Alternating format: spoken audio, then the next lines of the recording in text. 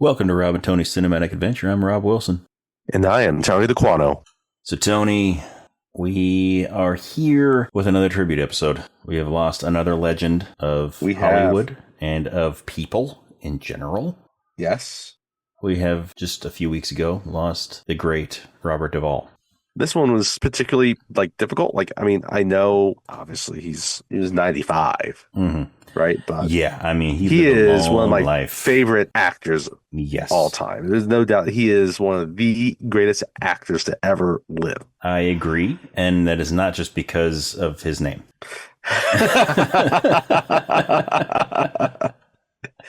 It's not just because we share a name. But no, he's one of the greatest actors to ever act. Yeah. Anything he was in, he was going to elevate it. You know, even smaller roles like we talked about a few weeks ago with Crazy Heart. Mm-hmm. Right? You know, it's he would put his small role, but that role could have easily gone to almost anyone. Yeah. Right? That didn't require a lot, and he made it his own little role. Yeah, I mean, he would made put his mark all on the movie in every role he did, no matter how small the role was. Case in point, Crazy Heart. Yes. And I'm very surprised that he only won one Oscar. Yeah. And I mean, another small role that he had, which I always think about him with this movie, is Newsies. Yes. Good call. Good call. Yes, he was in Newsies. I mean, he's got a role in Newsies that's equivalent to James Earl Jones' role in The Sandlot. With how big of the role it is. It's really not a big role. But he's memorable. No, not to mention some of his TV miniseries work, also like A Lonesome Dove. Mm-hmm. And The Godfather. We're not doing The Godfather. Sorry. No, we're not talking about The Godfather today. I'm sure we will talk about The Godfather someday, but we're not going to talk about The Godfather today. And I just loved, again, like you said, the little roles he's had. The back part of his career, like Newsies, Crazy Heart, Jack Reacher, right? Gone in 60 Seconds, The Sixth Day. Mm-hmm. Mm-hmm. It's a bigger role, but like Secondhand Lions, right? Yes, he was amazing in Secondhand Lions. Thank You for Smoking. Yes, right, he was in there too. There's so many little things that you could just, his career's dotted with all these different roles. A movie I've never actually seen, but one of the ones that frequently gets mentioned as something he probably should have won an Oscar for was The Apostle, a movie he directed. Yep. I mean, you go on and on and on with the number of movies he was in that. Again, like even some movies that were very mainstream, kind of middle brow, just he put his own stamp on it. And the funny thing is, he's a very kind of subtle actor, right? He didn't get a lot of true leading roles. He has a few of them. And I would argue, even though he's not on the poster of this movie, I would argue he is a co-lead of this movie. Yes, I would agree. We're going to be discussing. I would agree. We'll talk about that in a minute. But we really only have probably a handful, 10, about 10 movies maybe at the most where he's truly a lead in. Otherwise, he's really more of a true supporting actor. He's not a character actor. He wasn't a character actor, right? He was just never quite the leading role in most of his movies. Some of them he was. But whatever role he was in, it was memorable. Yes. And he didn't have to overact to do it. No. He found a way to create a character and imbue a humanity into that character. Even if they weren't the most likable, like The Great Santini or Apocalypse Now. He delivered in that movie probably one of the 10 most famous movie lines of the last 50 years. Yeah. I mean, you could say that line. You could say, I love the smell of napalm in the morning. And people are like, oh, yeah, I know. I've heard that before. Right? Yeah. Even they may not know where it's from, that came but they've from. heard the line. Yeah. And it's his, it's a good line in general because the character's, well done, but it's the delivery of it also. Mm-hmm. So we're not doing Apocalypse Now. Sorry. Again, he's got a 10-minute role in an almost 3-hour movie. That's not how I'm going to honor him. No. He got an Oscar nomination for that movie. Right? Yep. But we wanted to honor him something with one of his leading type roles. Yes. And that movie that we're talking about today it's a movie that's I mean, really the poster for it is really just Michael Douglas on it. It is Michael Douglas. But which is kind of appropriate. Like you could do I'm glad they didn't do the dual face thing for this one. Me too. I like the poster for this movie. I think it's it's simple, an appropriate poster. Yet it really shows the general gist of the movie. Yes, it does. But no, it's so we're talking about Falling Down, the 1993 movie with Michael Douglas and Robert Duvall as Joel Schumacher. We've a second Joel Schumacher movie. Joel Schumacher movie. We've done 2 Joel Schumacher movies before we've done a Martin Scorsese movie. I know, right? Wow. Didn't even think of that. But yeah, no, this one, it's so Michael Douglas and Robert Duvall are pretty much co-leads in this movie. I mean, it's really about the two of them, and they don't share screen time until the end of the movie. Yeah. But it's really about both of them on this hot summer day. Mm-hmm. Mm-hmm. As kind of a lot of at critical junctions of both of their lives. Yeah. Things are unraveling for both of them, actually. Yes. And they have no idea how they're about to become intertwined. Yeah. On this hot LA summer day. Now, we're not going to go into the details of that yet. No. And, we're going to wait till the spoiler-filled section of the episode for that. But yeah. And this is the type of movie where, like, if you haven't seen it, you probably know some of the scenes that happen. Yeah, you probably know some of the scenes that have happened, but at the same time, there's one in particular that I think kind of is that it's kind of known for. It's the one that sticks out to me the most. There's another scene that sticks out, but yeah. So yeah, this is one of those movies that it's always kind of like, since it came out, it's always kind of been in the cultural zeitgeist to a certain extent. Yes, but at the same time, it's one of those movies that is not the first thing on your mind when you think of either of these actors. No, right. I mean, Robert Duvall. I'm going to think about The Godfather or Apocalypse Now, a movie again because of the line, and he makes such a big mark in the few minutes he's in it. Yeah. Michael Douglas, I'm going to think of Romancing the Stone or The Game, Wall Street, The Game, More recently, if you're recent, you might just think of him from Ant-Man. Yeah. So, but it's funny. It's a very Robert Duvall kind of type of role, but it's slightly different from Michael Douglas. It's this time like another movie like Fatal Attraction. Yeah, that too. At that time, around then, the big one, and both had won Best Actor by this point, right? Because Michael Douglas won it for Wall Street, which is funny because that's really a role where I looked it up. He's got some of the shorter screen time for Best Actor winners, at least in terms of percentage of the movie, because it's really like Charlie Sheen's movie. Yeah, but Michael Douglas makes a big mark in that movie. And then Robert Duvall was in, we mentioned a few weeks ago, he won for Tender Mercies. Both terrific actors. I mean, we also got Basic Instinct for Michael Douglas. Yes. So with that, both terrific with actors. That iconic Sharon Stone scene. Oh yes, yes. But one day we might talk about that scene on an episode. Maybe. I've actually never seen the movie. I've seen parts of it. And not just that part, people. Okay. I've seen parts of that movie.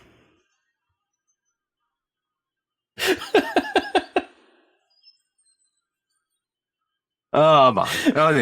Anyway. So yes, I've seen maybe 20 or 30 minutes of that movie. But yeah, the poster really encapsulates it really well, and it's good to kind of focus in on Michael Douglas because it's his character is really the one that still drives the narrative, drives the story, right? Without that, we don't have everything else that happens. Robert Duvall is not brought into this, right? He'd be having his own other story, Yeah. right? And what's interesting is like, we can talk about it. This is not really spoiling anything, right? The first character we meet is Michael Douglas's character. Yeah. We could very easily start the movie with Robert Duvall's character. Yes, we could have. So, but yeah, it's. I mean, it wasn't long after we were introduced to the Michael Douglas character that we were introduced to the Robert Duvall character. They're very, very close. It's like within minutes, actually. But yeah, within minutes, yes. Yeah, and I just think they both just put such a good stamp on their characters. They encountered different people throughout the day, and yeah, it just shows that they're both excellent actors. Yeah, they were both incredible in this movie. And yeah, I think it's a movie. I think that probably. I mean, like I think it did well at the box office when it came out. It's a movie that's took some time for people to find it. And again, like I said, it's not the first one everyone thinks of, but I think it's one of those movies that has gained some more appreciation over time. Yeah. And again, like neither one of them were nominated that year for '93. But Tom Hanks won for Philadelphia that year, right? And it's fine that neither got nominated, but again, both could easily be this. They could have been they were co-leads, and but they again, like even Michael Douglas's character, like he's an intense character in this movie, and his character will go over the edge, right? But he's in such control of the character in this movie, right? He does not ham it up. It's not overdone. So Michael Douglas has come out and said that this role is his favorite he's ever played. I can understand that completely. His father, Kirk Douglas, has come out and said that this role is the best role his son has ever played. And I mean, he was incredible in it. What's fascinating about it is like, okay, there's times like you understand his frustration, you sympathize with that frustration, but you never get to the point where like some of it, like you can kind of laugh at the situation a bit, but you never get to the point where like you condone what he does. Mm-hmm. Yeah. But at the end, you have pity for him. You do. You really do. He's not detestable. You get pity for him at the end. Yeah. And it's tragic at the end of it. I mean, because you see his whole arc throughout this movie.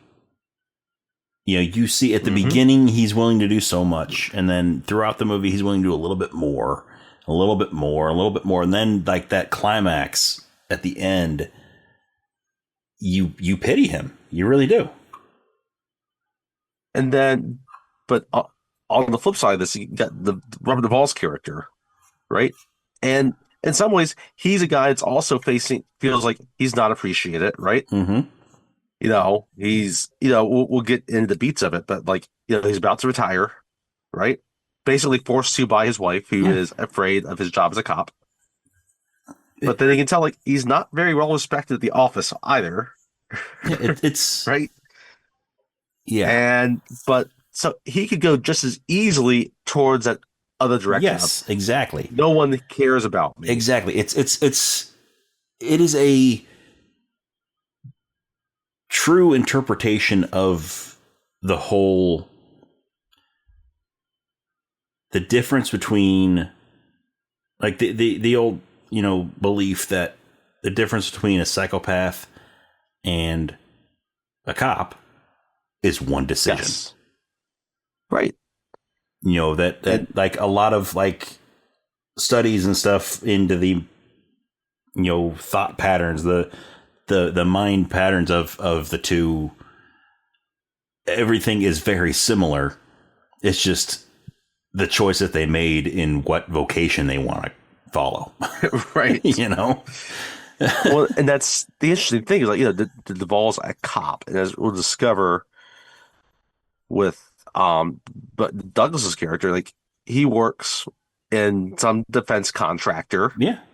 Building missiles or rockets to help defend. They're both in these professions that are about defending people. Yeah. Protecting the innocent. Right? But they're going to go different paths, and we're going to talk about that. And they both play it really, really well. And again, like, it's not much of a spoiler to say, like, we don't actually see them on screen together until the end of the movie. And it really works well that way. Yeah, it really does. Such a perfect climax. Yes.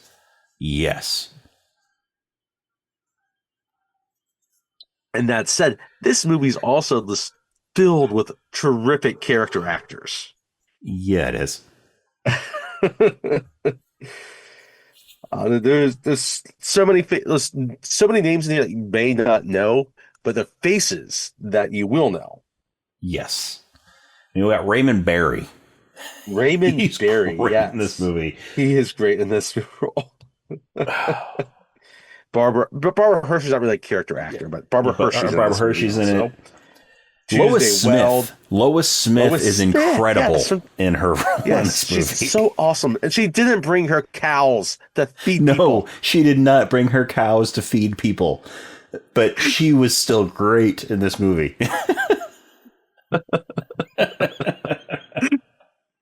If you want to see her feed people with her cows, watch Twister and then listen to our Twister episode. And then, since you listened to our Twister episode, go ahead and listen to Twisters also. And watch that movie also, because it's a great movie too. You could also. And Twister, you know what? You can also just go back and listen to Last Week of Varsity Blues. Listen to both of those. Because we have other actors in common. Tuesday Weld, D.W. Moffat, Steve Park, Michael Paul Chan, Rachel Ticotin. Yeah, who we hit last year in Con Air. We had some fun with. In Con Air. We haven't talked about Total Recall yet, but she's in that. She is in that. But we are going to be talking about Total Recall one of these days. I mean, I'd be surprised if we don't. But yeah, Bondi Curtis Hall's in this. Not really. This is more of a cameo, but Marlo Thomas has a cameo in this movie. Yes. But yeah, I just think it's such a great cast of character actors that just excuse me, populate the movie. They just round everything out to make it just such a good movie to watch.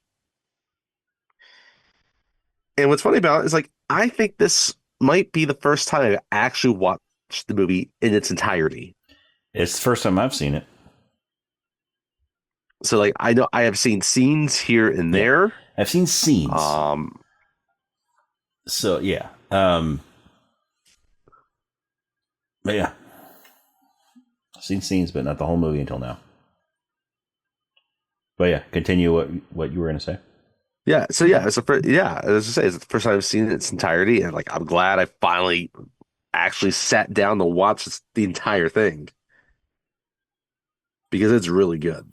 It really is. Yeah, this is one of those. So when I was a kid, back in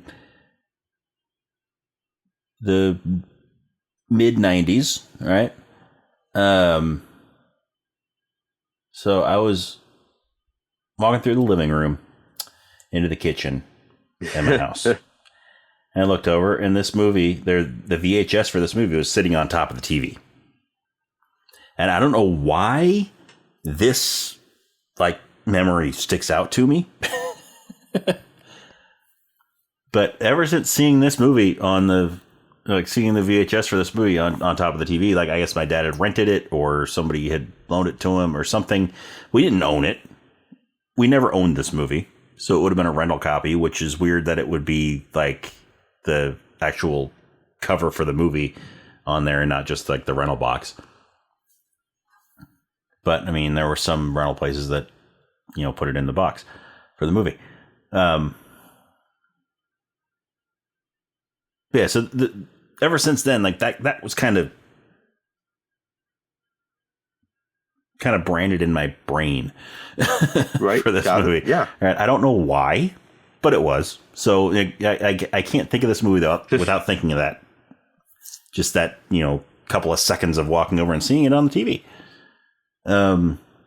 Okay. And so ever since then, like, it's always been one of the top movies that pops in my head when I think of Michael Douglas. Yeah. Right. Because, it's the cover of the movie box was, the poster. It was him standing there with his briefcase in one hand and a gun in the other. Yeah. Right. And yeah. There's a lot of guns in this movie. Yeah, there are. And so, anyway, so like ever since then, it's sort of been on my mind to watch someday. But yes. I never really got the chance to watch it over the next couple of decades. Until this week. Yeah. Until this week. But yeah, I it's always sort of been there. Like I could watch it, or there's this other movie that I could watch. I'll watch the other movie, right? And then, when I was in the police academy, they had they showed a scene from this movie. They showed the scene where he's got the hole in his shoe, where he notices the hole in his shoe, and he's got the two gang members that are coming up, and his little exchange with them that we'll get to when we talk about that part. Little exchange. But yeah, so they showed that scene, and then, we're asking some questions about it,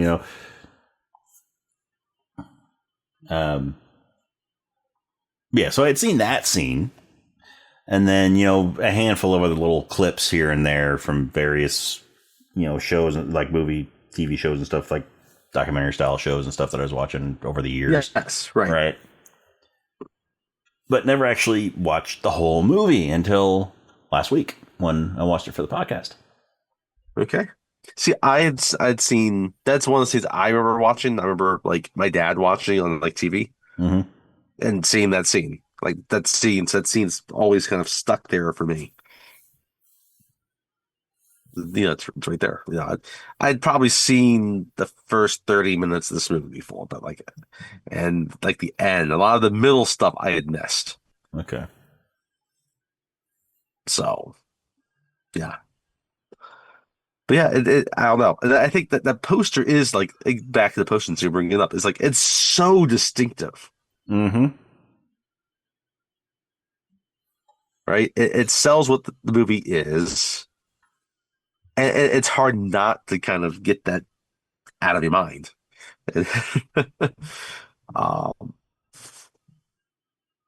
So much better than, again, saying just the floating heads that are so many different movies, right? Yeah, so kudos to the poster. Yes. Yeah, I mean, it's definitely it's a simplistic poster, but it's poignant. It does. Yeah, it is. James Howard does the music. I mean, it's the 90s. James Howard's not doing your score. He's probably doing something. Yeah. Yeah.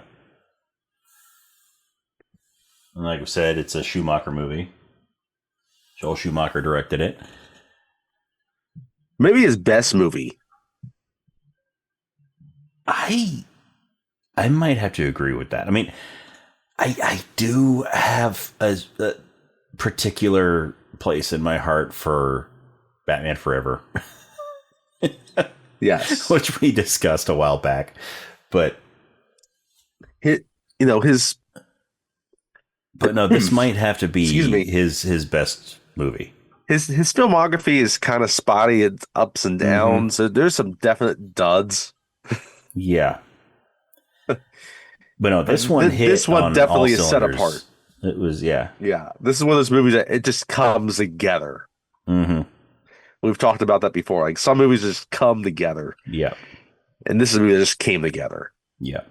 Another movies that did come together was DC Cap. Yeah. I remember we tried to watch that at one point. We did. And it's like, it's Mr. T. What could go wrong? And yeah, we didn't finish it. Maybe someday we'll finish it, but yeah, it didn't happen that time. That is not this day. But anyway, so yeah. Anyhow, but back to Robert Duvall. He's just perfect role for him here, and he nails the role. He really does. It's a role that's on the surface, it looks kind of simple, but Duvall he adds a gravitas to it. Yes, it's a role that could go to almost anybody, really, but he makes it his own. He makes it his own, and he elevates it. He elevates that role beyond what other people could have done. It's almost important because he does add that gravitas to it. He does it so well that it would be in danger where you do end up just rooting for the Michael Douglas character. Mm-hmm. Yeah. It's like, oh, I don't like any of the other guys, because a lot of the other cops in this movie are not very likable. No, they're not. Right? I mean, there's one, maybe two other cops in this movie that you really root for. Yes. And yeah, other than that, they're really unlikable. And we'll get into that. But Duvall, though, he just such a superb actor. And again, because he's one of those ones where you don't see the acting. He just does it. He embodies the character. And yeah, it's just, he's so great in it. But I think I'm ready to get into it. Real quick, especially like at the end, like during the climax of the movie, at the end there, you believe him as this character. You do. You absolutely believe it. You believe that he is this character. When he finally meets up with Michael Douglas and all that. But we'll get to that. We will get to that. Anyway, as always. Spoiler alert, we are going to be talking about this entire movie, beginning, middle, and end. So if you have not seen it and you don't want to be spoiled, pause the podcast, watch the movie, and come back and listen. If you have seen it or you just don't mind being spoiled, keep on listening, but you have been warned. We are going to be spoiling this entire movie. And yeah, you're out of luck if you don't want to be spoiled from here on out. Unless you pause and watch the movie and come back and listen. Yes, that would be an option. So, and the movie starts again with Michael Douglas, and he's in a car. In the one place that would probably drive a lot of people crazy. He is in LA traffic on an LA freeway. He is stuck in LA traffic. And he is not moving at all. Mm-mm. And it is summer. It's summer. It's hot. It's a hot summer day. His AC isn't working. Yep. His little, again, this movie came out in 1993, so his car is old. It's not a new car. It's a car from the 80s, so it's a hatchback. He's got the crank. It's a small, cramped hatchback, and his crank window doesn't work, and he's just, this car is just getting hotter and hotter as he's sitting in traffic. Yes. And he's just staring around and looking at other people in traffic. There's a car in front of him, and there's a kid looking out the window. There's a bus. It looks like it's full of kids going to some camp. Right? Mm-hmm. They got their windows down. And, he's dressed, in a short-sleeved white, dress shirt with a tie, a black and white striped tie. And He's got a little like He's got 60s his buzz cut going yes. on. He's got sort of a crew cut kind of thing going on, and horn rim glasses, and yeah. And like he keeps trying to change the radio, and again, it's an old like knob. You kind of tune it that way. It's not, Mm-hmm. and he can't quite find what he wants. Right? He's looking out there. Someone's got one of those Garfield window clings, and Yep. it's just smiling at him. And it's just like, oh, he can't take it, right? And just people honking horns because for some reason honking the horn's gonna make that traffic move somehow. Yep. Right? And finally, he has enough. Yeah, finally he just gets out of his car, grabs his briefcase, gets out of his car, and this guy in the car behind him starts yelling at him. He's like, "What are you doing?" He's like, "I'm going home." And he just walks away. He just walks across the street, he's kind of walks across the under road, and a bridge. Yeah, it's kind of under an overpass. And so he kind of walks to the, he's in the left lane. He walks across, towards the other end of the across overpass. the stop traffic. And yeah, I forgot to notice too, like it's construction traffic going on too, and so they have the lane that he's in front of him is about to be closed, and so he's just seeing that flashing arrow going also, right? Yeah. He just walks across the lanes, and no one. I mean, he's not going to get hit. He just walk. No, everything's stopped. But yeah, the guy behind him is pissed because now he just left his car there in the middle of the lane, and there's no way it's going to move now. Even if traffic starts moving again. Hey, he could be one of those, like that's construction worker in City Slickers. He's just going to get that tremendous superhuman strength and just lift that car off. Lift that car up.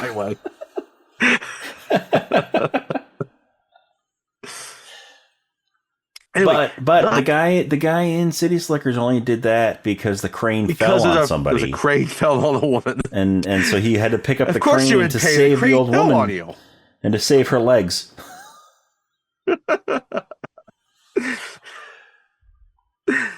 Anyway, and his car did not follow anybody. But that's true. It did not follow anybody. So not too far behind them, though, we go into another car. It's Robert Duvall. Yes. He's in like the lane over from him. Yeah. And, and a couple cars back. Maybe 4 cars back, not far. And he is staring through and he's smiling. This traffic's not bothering him. No. Right? He's not in a new car either, but apparently his AC probably does work. His AC looks like it works, and he's just sitting there just enjoying his day. He's not quite under that overpass, so he's a little bit behind it, and he can see a billboard for Hawaiian Tropic. Yeah. Right? For the sunscreen, right? And there's a woman in a bikini on it, and someone drew a little guy in between the cleavage of this model and saying, "Help me!" And he gets a little chuckle out of this, right? He is doing what he can to deal with the traffic. And again, he's looking at something completely different. He sees something that he can get a chuckle out of, right? Yes. And as opposed to being stuck under the overpass and then just broken AC, broken window, broken radio. I mean, it's like right there at the beginning of the movie. You got 2 people in the same situation. Yes. With, different perspectives on it. Yep. Now granted, Robert Duvall's AC most likely works. But still. 2 people who are stuck in the same traffic, looking at the same stuff. That's right. But, I mean, granted, Michael Douglas probably can't see that billboard because he's under an overpass. But still, they're close enough together that they're seeing the majority of the same stuff. They're experiencing. I mean, he would have seen that not that far long the earlier. Same everything, and so it's just the way that they're each looking at the situation. Yep, exactly. And so, as he's staring at this, right, this motorcycle cop comes up and he kind of rides in between the cars in the lane, and he pulls off of the shoulder and gets off of his bike, right? And he starts looking at Michael Douglas's car. And there's a guy that's still out there. He's like, he starts talking to the guy. He's like, he just ran off. Yeah, because Right? this guy behind him got out of his car, and he's telling the cop, he's like, he just ran off. He left his car. Left his car. I don't know what happened. Right? And Duvall, he sees this. And the cop, he's like, sir, you just get back in your car. I'll handle this. This is official police business. Yeah. And the guy's refusing to get back in his car. He's just trying to. You're going to be a lot safer in your car, even though everyone's at a standstill. Mm-hmm. So then Robert Duvall sees what's going on, and he gets out of his car, and he walks up there, and the cop looks at him. He's like, hey, sir, get back in your car. And then, so Robert Duvall pulls out his badge. He's like, hey, I'm a police officer. It's my last day of being a police officer, but I'm still one. For the time being. And then that cop is still kind of like an asshole. Yeah, a little bit. He's like, I'm going to call a tow truck. And then I love Duvall's character. His name is Pendergrast. That's his last name. Pendergrast. Right? And he works robbery, right? And he looks around. It's like, how about we just? He's in the left lane. We can just push him on the shoulder together. Push him over the shoulder, and then clear up this lane. We're gonna have to wait for the tow truck to come. Like, we can get this off the road in like 15 seconds. Yeah, and then this lane will be cleared, and we can wait as long as we need to for a tow truck. And the cop's like, okay, that makes sense. So then he tells the other guy to get back in his car because he's still standing there. And so he's like, okay. So he looks at Duvall and he's like, all right, you push, I'll steer. So, Robert Duvall goes up to the back of the car. And then the other guy that is still standing out there, not going back to his car, he decides to help Duvall push. Yes. They get off the road. Right? And then when they get off the road, Duvall looks down at the license plate. And it says defense. D-F-E-N-S. F-E-N-S. Right? And then he goes back to talk to the cop, and he kind of like brushes by the bike, and it just falls over. Mm-hmm. Right. And then Duvall, like, he goes to try to lift it up, and the cop's like, no, don't touch it, don't touch it, don't touch it, don't touch it. And so the cop runs over there and finishes picking it up, and Duvall goes back to his car. Yeah, he goes back on his way to work. Martin Pendergast, right? Martin. His first name is Martin. Yeah. So Martin Pendergast. So he goes. So now, we cut back to Michael Douglas, right? And so at this point, he doesn't really have a name. He's just kind of this nameless. No, he's just this nameless person. We don't actually learn his name until quite a bit towards later. The end. And for a while there, I won't even say kind of what name he gets referred to even before that. We're just going to say Michael Douglas for right now. Yeah. Right? So he's at a payphone. Right? And you can tell he's like, he got off the freeway, like, it's kind of, near not a nice section of Los Angeles. No, not a nice section at all. Right? And so he calls, he's on, the phone's ringing. Yeah, and so someone answers. We hear a woman answer the phone. Right. And it cuts back. This woman answers, like, we see her with her daughter. Like, she can hear the phone ringing as they're coming up to their house. Mm-hmm. Right? And so they rush in, they get to the phone, she answers, and she says, hello, right? And he just stands there on the other side of the He doesn't line. say anything. He just stands there holding the phone. It's like, hello? Is this you? Woman is Barbara Hershey, is the character here. Well, the actress, not the, her character's name is different. But yeah. Then she's like, is this you? You have to stop calling me. But he doesn't say anything. No, he doesn't say anything. And then she just hangs up. Yeah, she hangs up, and that shows that this isn't the first time this has happened. Nope, not the first time. Won't be the last time either. But then, as soon as she, the little girl that she has, her daughter has a water gun. Oh, that's right. And so Barbara Hershey, takes the water gun from her. She's filling it up in the sink, while she's on the phone, and then hands it back to the little girl, and the little girl runs back to the backyard. And we'll find out that this is the little girl's birthday. Yes. Her birthday party is going to be this day. They're going to be talking about, we're going to bake this cake. It's like a strawberry shortcake. I guess is the girl's favorite cake. Yeah. Right? So, but Michael Douglas. The little girl is played by Joey Singer. Okay. But yeah, Michael Douglas reaches in the pocket because he's like, I'm gonna call back. Maybe this time I'll actually say something. Mm-hmm. But he doesn't have enough change. Pulls out his change. He's got 2 nickels and a dime. Yep. He doesn't have enough for a phone call. But he spots this little convenience store. It's just across the street from the payphone. Right? And he has a dollar bill. He has a dollar bill. Mm-hmm. Right? He's got a dollar bill and the 2 dimes and the nickel, like you said. No, 2 nickels and a dime. That's right, 2 nickels and a dime. That's right. It's like, okay, well, how about I go, make some change. Right? I got a dollar bill. Mm-hmm. They'll break my dollar bill, right? They'll give me 4 quarters. Right? So he goes in there, and this is owned by this Korean man, right? And that is Michael Paul Chan, maybe it's the actor. Maybe it's 2 nickels and a penny. But maybe there's something like that, yeah. Yeah. It's 2 nickels and something. Something that's less. It would have to be, maybe there's like 2 nickels. There's 2 nickels and something that's smaller than a nickel.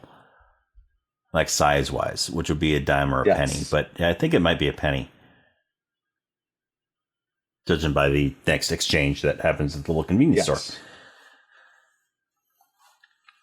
So, yeah, he goes in to the convenience store, and it's hot outside, right? So he walks up, and there's this cooler with a bunch of like cans of soda, cans of pop in there. And he goes in there. He opens the door, grabs a can of Coke, and puts it up against his face, on his cheek, and his forehead, and to cool down. Meanwhile, the shop owner is kind of looking at him. Again, because Michael Douglas is white, he's Korean, like he definitely doesn't look like he's from this neighborhood. Mm-hmm. Mm-hmm. Even though the actor who plays this Korean guy is Chinese. Yes. But but he puts it back, right? And then no, he doesn't put it back. He takes it with him back to the counter. He's going to go up and buy this can of Coke. Well, the first thing he wants to do is just break the dollar bill for change. And then he won't break it without him buying something. Okay, yeah, so that's when he walks over to the fridge. Yes. Yeah, so he wants to break the dollar. Yeah, and then he brings it over. It's a can of Coke. So then he goes to the fridge and smart man, not Pepsi. He's using Coke over Pepsi. Smart man. Yep. And if he was a really smart man, he would have gone with Dr. Pepper. But Dr. Pepper, exactly. Right? But no, and Coke over Pepsi, awesome choice.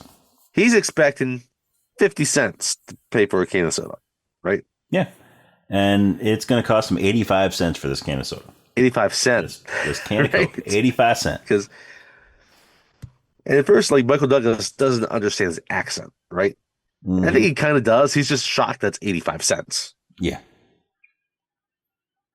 It's like, no, that's not going to give me enough money for the phone call. Like, this is where I'm thinking that it's 2 nickels and a penny instead of 2 nickels and a dime. Because if it was 85 cents, he would still have enough money for that phone call. Because back at that time, a payphone was 35 cents.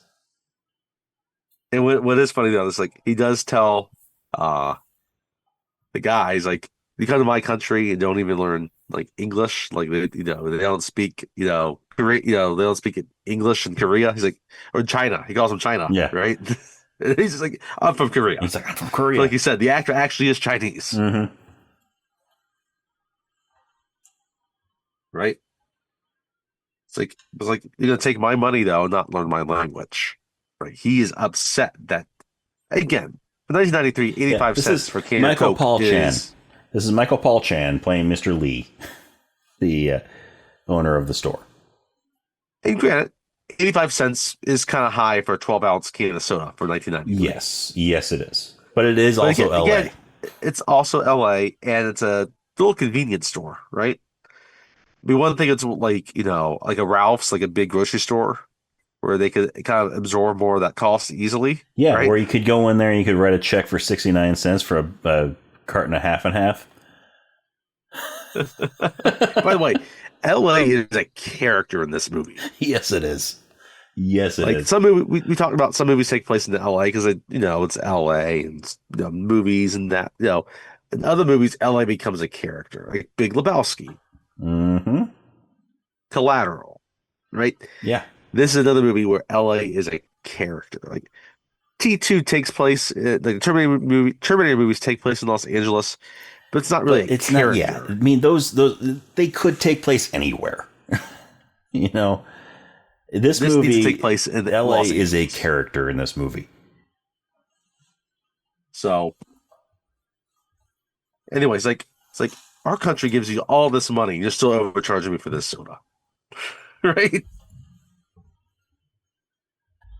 And he starts getting sort of aggressive with this guy. Like, at least in his speech. Like, how about this? Like, he's not like getting like physically aggressive with him, but he's raising his voice. He's starting to get. All he says, like, he gets to the point where he's like, how about you just charge me 50 cents for the soda? And I'll give you $1, and you give me 50 cents back. Yeah. But he's not going to have any of this. He's not going right? to do it. He gets out a baseball bat that he has from behind the counter. Which, I mean, they keep calling this thing a baseball bat, but it's really not a baseball bat. Not really a baseball bat. It's a little club, a little mini bat. Yes. Anyway, I mean, like, the whole thing is maybe 1.5 feet long. Yeah, that's a good point. It's really short and fat. So they have a little tussle over it, though, right? And Michael Douglas finally wrestles out of his hands, and the guys are saying, "Just take what you want. Just take the money. Take the money." He's like, "I don't want the money. I'm not a thief. I'm not a thief. I just want." Yeah, I want to break $1. He's like, "I just want you to charge things for what they're worth."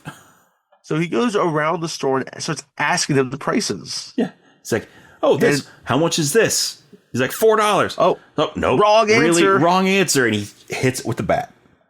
This is $2.95. How much is this? And he goes, and finally, like, he gives him the wrong answer on that one too. So he hits that, and he goes another thing. He's like, okay, so 6-pack of whatever drink this is. How much is this? $4.95. He's like, that's a good price.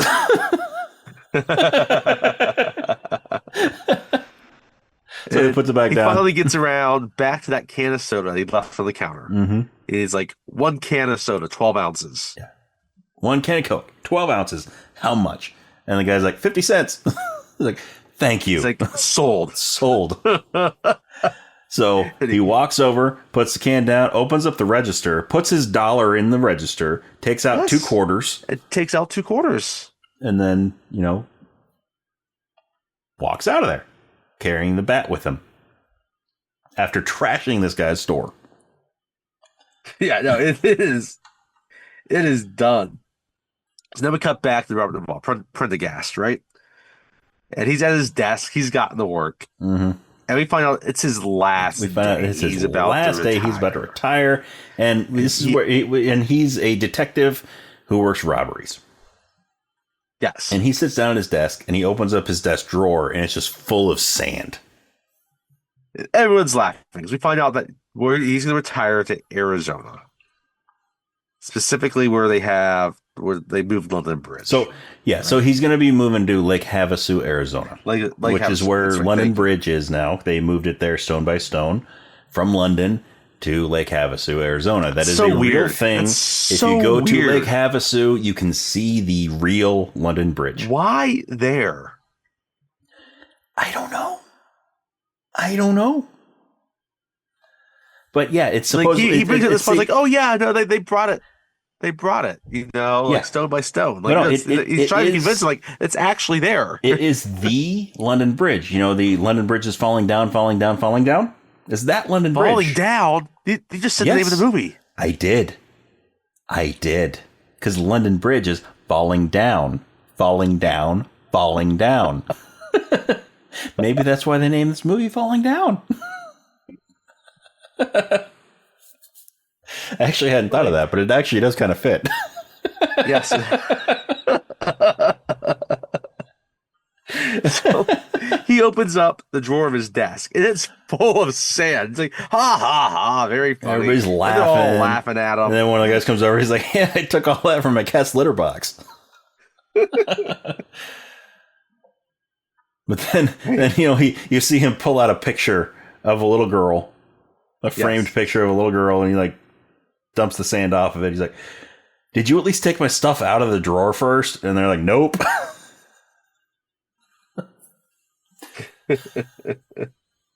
And we don't know who this little girl is yet, but we do find out soon. We will find out. Yep.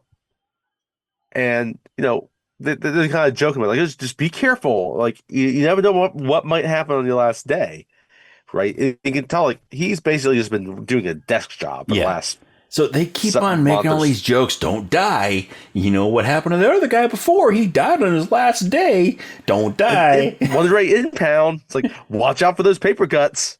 They might get infected. It's like, it's your last day. Make sure you don't die on your last day. And then, the one that is kind of nice to him is this detective named Sandy. Yeah. Right? And it's like, oh, no, are we still going to do lunch today? It's like, That's yeah, Rachel I'm not gonna leave Tickerton. early. It's like, why would I leave early? It's like, I'm not superstitious. Yep, Rachel Tickerton, right? And another one that is nice to him that we meet fairly soon is Detective Brian, played by Steve Park. Steve Park. But one of the other ones that comes up that's kind of rude to him is Detective Lydecker, played by D.W. Moffat, right? It's like, just leave him alone, Lydecker's a dick. Yeah. You can tell, like, he's really into Sandra, Detective Torres. Like, he's playing that angle. You can tell. Yeah, he hasn't sealed that deal. No, but yeah, you can tell he's somewhat jealous of Pendergast, his relationship with her. Even though it's clear that they're not like romantically involved. Yes. But they respect each other. They have a mutual respect for each other. They do. And Lydecker clearly is jealous of that. He is. So we cut to another scene where Michael Douglas calls again. And again, he doesn't say anything. She just hangs up quickly this time, right? But I guess before that, we have a scene where, and meanwhile, the little girl gets a phone call. Yeah. So while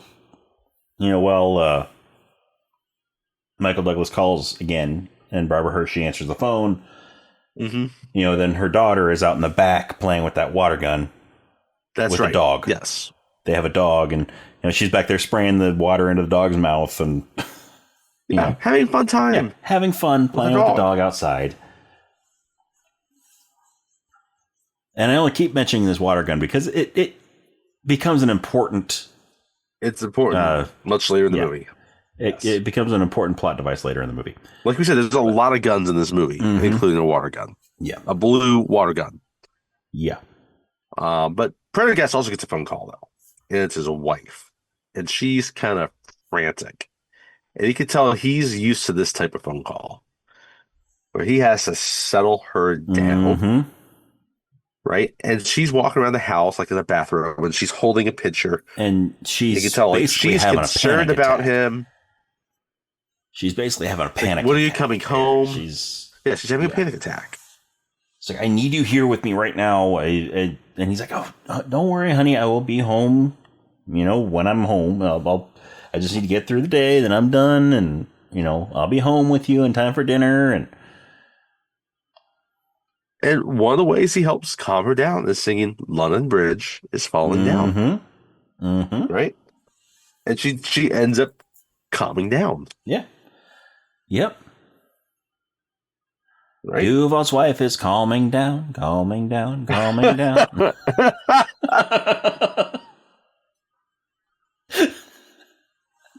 Yeah, there you go. So, right? It's like, the important thing is that, we're together. That's what counts. I'll be home soon. Yeah, so Mrs. Pendergast is played by Tuesday Weld. She's so good in this. She is. So, we cut from that scene, right? And now we have, again, that second phone call with Robert Duvall's character. And again, no one answers. Michael Douglas' character. Whatever.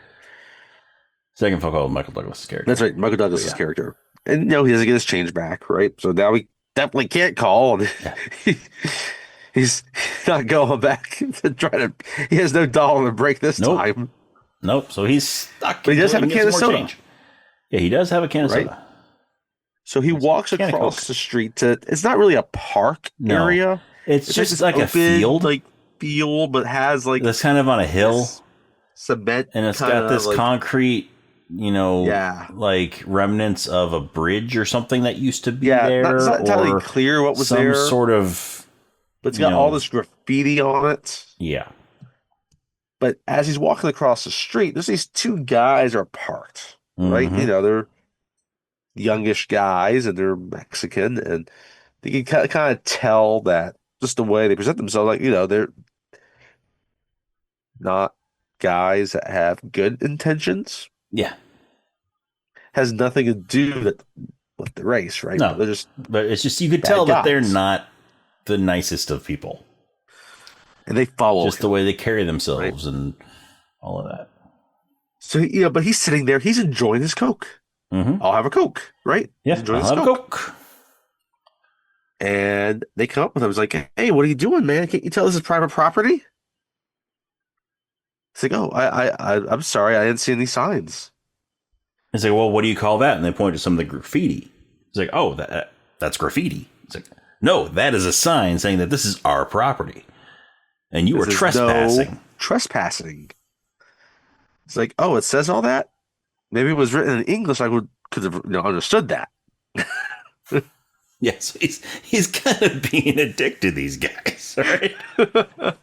Right? And this is the type of scene where, like, okay, you're on his side in this scene. Yeah. Right? Yeah. And before they walk up, though, this is when he takes off his shoe and he looks at it, and there's this big hole that's worn through his shoe. And he's looking down, like, in the downtown Los Angeles kind of, like, skyline through this hole in the shoe. And he has this newspaper. And he has a newspaper with him. And he's folded up. The classified section. The classified section. You can see, there's all these different job listings that have been circled.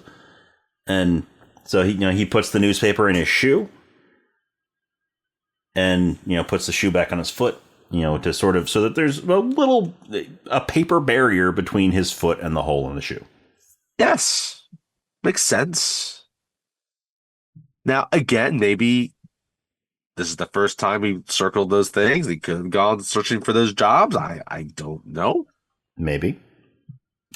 But, again, this is getting a little too far ahead, maybe. Yeah. But, so yeah. So yeah, they tell him, like, this means you're trespassing. Right? And then when he says, like, well, maybe it was in English, like, they don't take to this joke at all. No.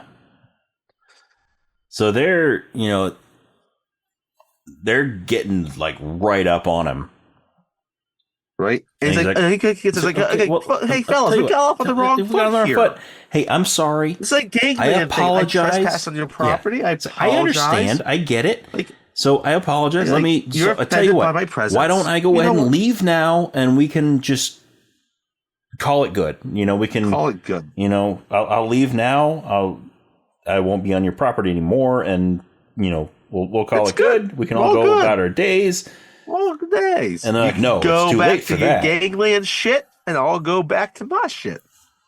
It's like, no, you got to pay the toll. You got to pay a toll. He's like, well, how much is briefcase? How much is it? He's like, well, how much you got? He's like, I don't really have much. It's like, well, okay, well, that briefcase over there. give us that and we'll let you go. He's like, no, I'm not going to give you my briefcase. So like, oh, so they, one of them hits him. It's like, okay, like you couldn't let a man just sit for 5 minutes to rest. And this is when they really get off, like, on your precious piece of shit. Yeah, on your precious piece of shit. And so now they're pissed. They bring out their switchblade, like, give us the briefcase. It's not a switchblade, it's a butterfly knife. Butterfly knife. Thank you. Yes. But yeah, so they take out the butterfly knife. Then once they do that, then he's like, oh, okay. Hey, tell you what, you can have the briefcase. Right. And so he goes down to reach for it. And what they haven't seen is that little baseball bat / club is sitting right behind the briefcase. So he goes over to grab the briefcase. And when he does that, he also reaches behind it and grabs that bat. And then he comes around and he just starts beating these guys with his bat. Yep. Knocks the knife out of the one guy's hand. Yep. He knocks one kind of down these little stairs that kind of go down to the sidewalk. And the other runs off the opposite direction. Right? And then he starts like, hey, you forgot the briefcase. Yeah, you forgot the briefcase. And so the one that fell down the stairs, he gets up and he's, looking at him. And then Michael Douglas just throws that bat at him. And, so as soon as he throws it, the guy runs. So I'm like, why did you just throw your weapon? Because the guy now could pick up the bat and come after him with it. But no, he ran away. And so Michael Douglas picks up that knife, picks up the butterfly knife. And he's trying to figure out, like, how did they open that? How did they do that? Because the guy did a little, like, flippy thing with the knife. And he's, open it up. He's like, how did he do that? But he ends up folding it back up and putting it in his pocket. He'll figure it out later. Yeah. So we cut back to the police station, right? And Prendergast has to do his kind of formalities. And this is important here. Is one of the things is that because he's not expecting to get out in the field, he gives over his weapon. Yes. Right? So this is what I did not understand. I don't know of any police department in the country that on an officer's last day before they retire, that they take their gun at the beginning of the day. Yes. Typically, they take it at the end of your shift. At the end of the shift, because, just in case you need it that day. Shit might happen. Yeah. They take it before you leave for the day, not at the beginning of the day. So, this part didn't really... I didn't understand it all that much, why they took it at the beginning of his day, at the beginning of his shift. But they take it. So they come over, they bring their little receipt, saying that they took it back from him, and he has a turned classic it in, Smith and Wesson revolver. Is what he has, right? Yeah. He hands it over, and so after that, Detective Brian, C Part comes up. He's like, "Hey, Prendergast, I got this guy here. He needs to make a statement." He's a little excited. Yeah. Right, and the guy's like, the shop owner, and so comes over. He brings him in, and he's speaking Korean, right? And Pendergast's like, "Can you translate?" He's like, "No, what? Why do you think I can translate? I'm Japanese. He's Korean." Which, funny thing, Steve Park is Korean, playing a Japanese guy.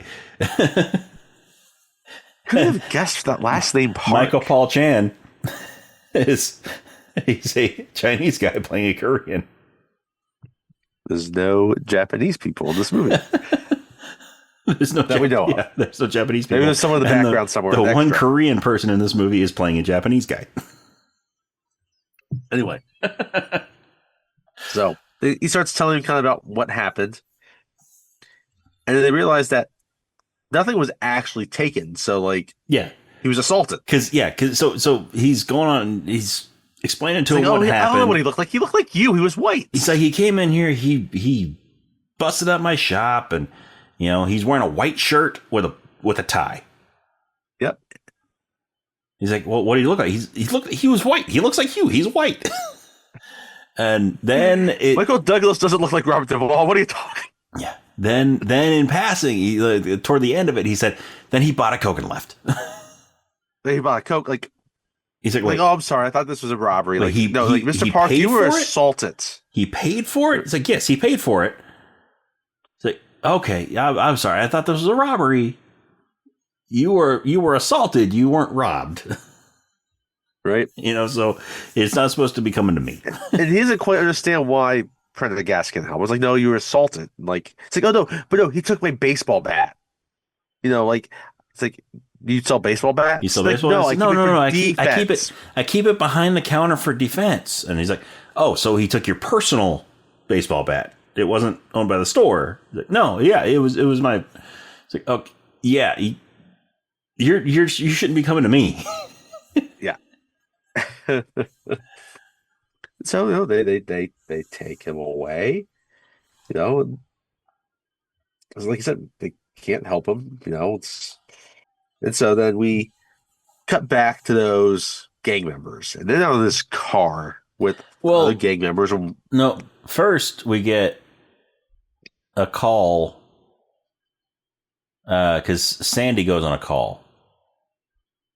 Torres goes on a call with Lydecker. That's right. Yes. And there was a report of a couple of guys who were attacked by somebody with a baseball bat. That's right. I forgot about that. So yeah, they're off. They've left. And Pendergast overhears this. And wait, was that now? No, that's later, I think. Yeah, that was later. I don't know why the gangbangers would be talking about that. Yes. That was later because that was after what happens with the gangbangers. Yeah. That was after the one woman goes in and gets interviewed. That's right. Yes. She talks about the baseball bat later after the whole fiasco. So we're back with Michael Douglas, and he is. Well, he's back at the payphone. Yes, he's at another payphone. We're kind of cut between different scenes. Now he finally gets through, and we figure like this is probably his ex-wife and his daughter.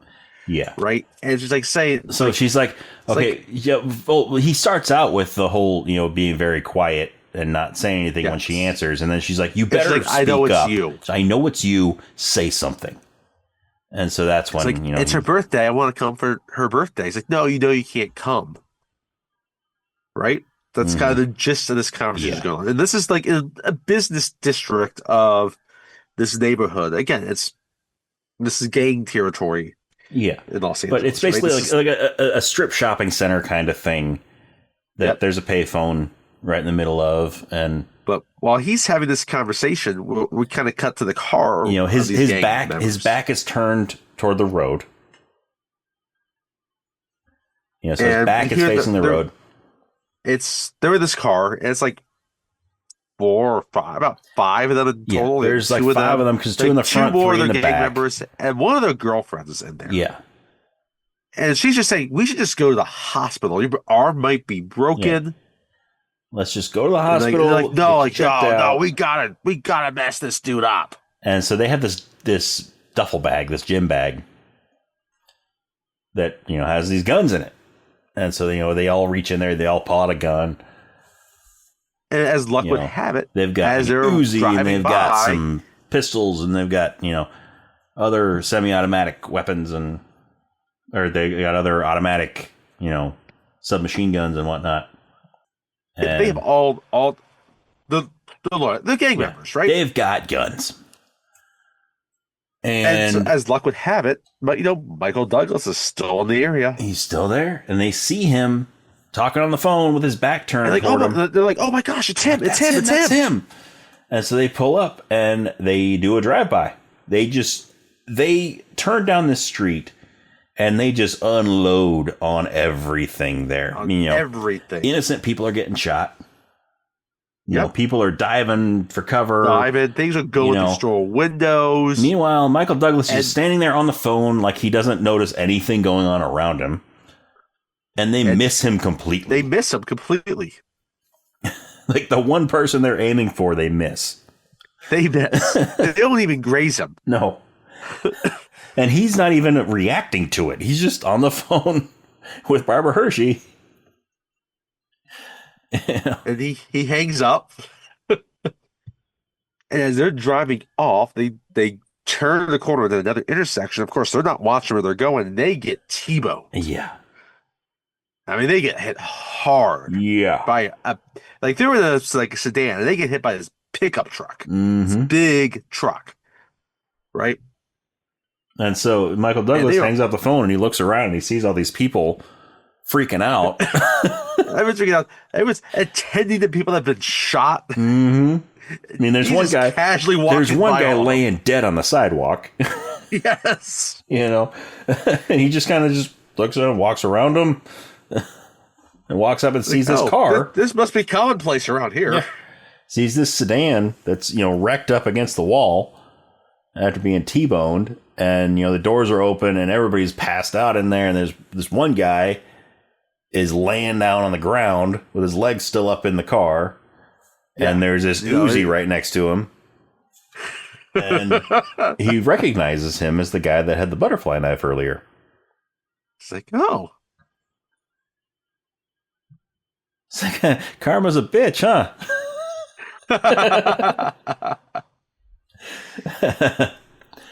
Yeah, so he walks up to him and he picks up that Uzi. And yep. The guy sort of opens his eyes and looks at him and recognizes him. And he's like, "Oh, look what we have here." You think you can just assault somebody and get away with it? Now, meanwhile, this guy that's on the ground, his girlfriend was the girl that was in the car, and she had, as Michael Douglas is walking up the car, she gets out and runs away. Yes.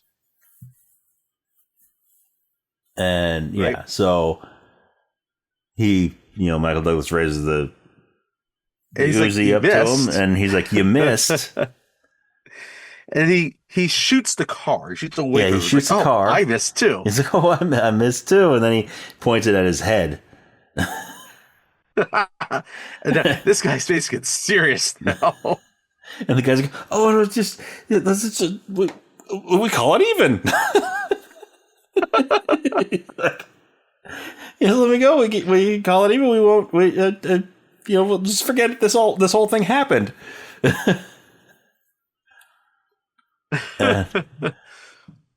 Michael Douglas moves the gun over and he shoots the guy in the leg. He has some mercy. Yeah, he shoots the guy in the leg. He's like, "You missed, but I didn't." Yeah, so he shoots him in the leg, and he sees the gym bag full of guns, and he takes it. So he picks it up. He picks it up. He puts the Uzi in there. Closes up the bag, and he walks off with it. So he's got his briefcase in one hand and his gym bag full of guns in the other. Yep. You missed.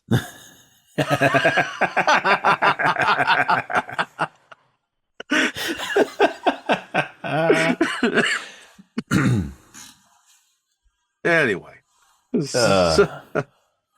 You had to have lived with us in our first apartment for that. Yes. To understand that joke. But you missed. Anyway, so after this drive-by, we come back to the station, and then we have Martin, right? He is meeting with the captain, right? We're in the captain's office, and this Captain is Raymond Yardley, Barry. played by Raymond Barry. And he's Raymond Barry. He's got a punching bag in his office, right? He's working out. He's punching his bag when Prendergast comes in.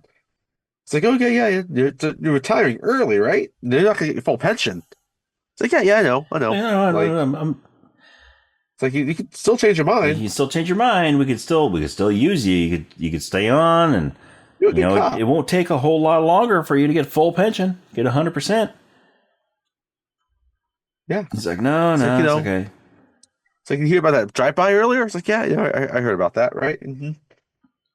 He's like, And I'm only telling this because I have to. It's something that I'm required to do for anybody who's leaving. It's like, yeah, I know. He's like, but yeah, I mean, we could still use you. He's like, no. He Okay. tries to make some small talk. As Like, long how are as the kids? as Like, long as it's your choice. he tries to make small talk. Like, how are the kids? Like, I don't have any. Yeah. I mean, I had a daughter, but she died. And so now we know who that picture was. It's like, but the file says, like, no, yeah, we lost her. We lost her. Like, oh, that's rough, right? He's like, are you still married? Like, you can tell, like, he doesn't really know the guy. Mm-mm. Some captain, right? Yeah. And he doesn't really seem to care a whole lot about him. No. So it cuts to that. And what we didn't mention is when Michael Douglas is on the phone with Barbara Hershey right before the drive-by, she says, like, I have a restraining order. I can call the cops. Mm-hmm. Right? Yeah. Which is what she does. Because after this little scene with the captain, right, we cut back to the house and there's a couple of cops there talking with Barbara Hershey about, they're just trying to get the basic information about, like, why she has a restraining order. Has he ever actually physically hurt them? Mm-hmm. Standard stuff like that. Yeah. And it's it's like, no. That, Like, I know there's times where I thought it might happen, ex-wife, but actually hasn't. Not his wife. Not his current wife, but his ex-wife. And and she basically said, like, she got it after they got divorced and he'd show up on the wrong day. All these different things, right? Or sometimes it'd be like, oh yeah, it might be in the middle of the night and he just pound on the door, right? That type of thing. He's like, I didn't know if it would be like a good idea at first, but the judge said, we should get one, right? And she's not entirely certain, like, the exact details. Of, so it's like he can't come within 100 feet or 100 yards. Oh, maybe yards. 100 feet or 100 yards. Well, it depends on the restraining order. It depends on the judge. Yeah. Then he asked, like, well, does he have a propensity for violence? Like, oh, well, I guess you could say that. Well, like, did he ever hurt any? Like, oh, no, he never actually did. Never heard. There are times I thought he might. Yeah, there's times he thought he might, but he didn't. So, right, and so it kind of ends like it's like no, like, just they say, well, you should talk to your lawyer. Like, oh no, it's one of those services. Like, it's like, no, it's like, okay, it's like, and at this point, the cops are walking out the door. Yeah, so make sure he calls again. Like, if he shows up, if you feel threatened, like, we'll file a report. Right? And so they go out the door. They leave. Right? And now we just, we cut back to Michael Douglas, and he's just walking along, and this guy shows up. This homeless guy shows up to him, right? And he's trying to get money from him. Mm-hmm.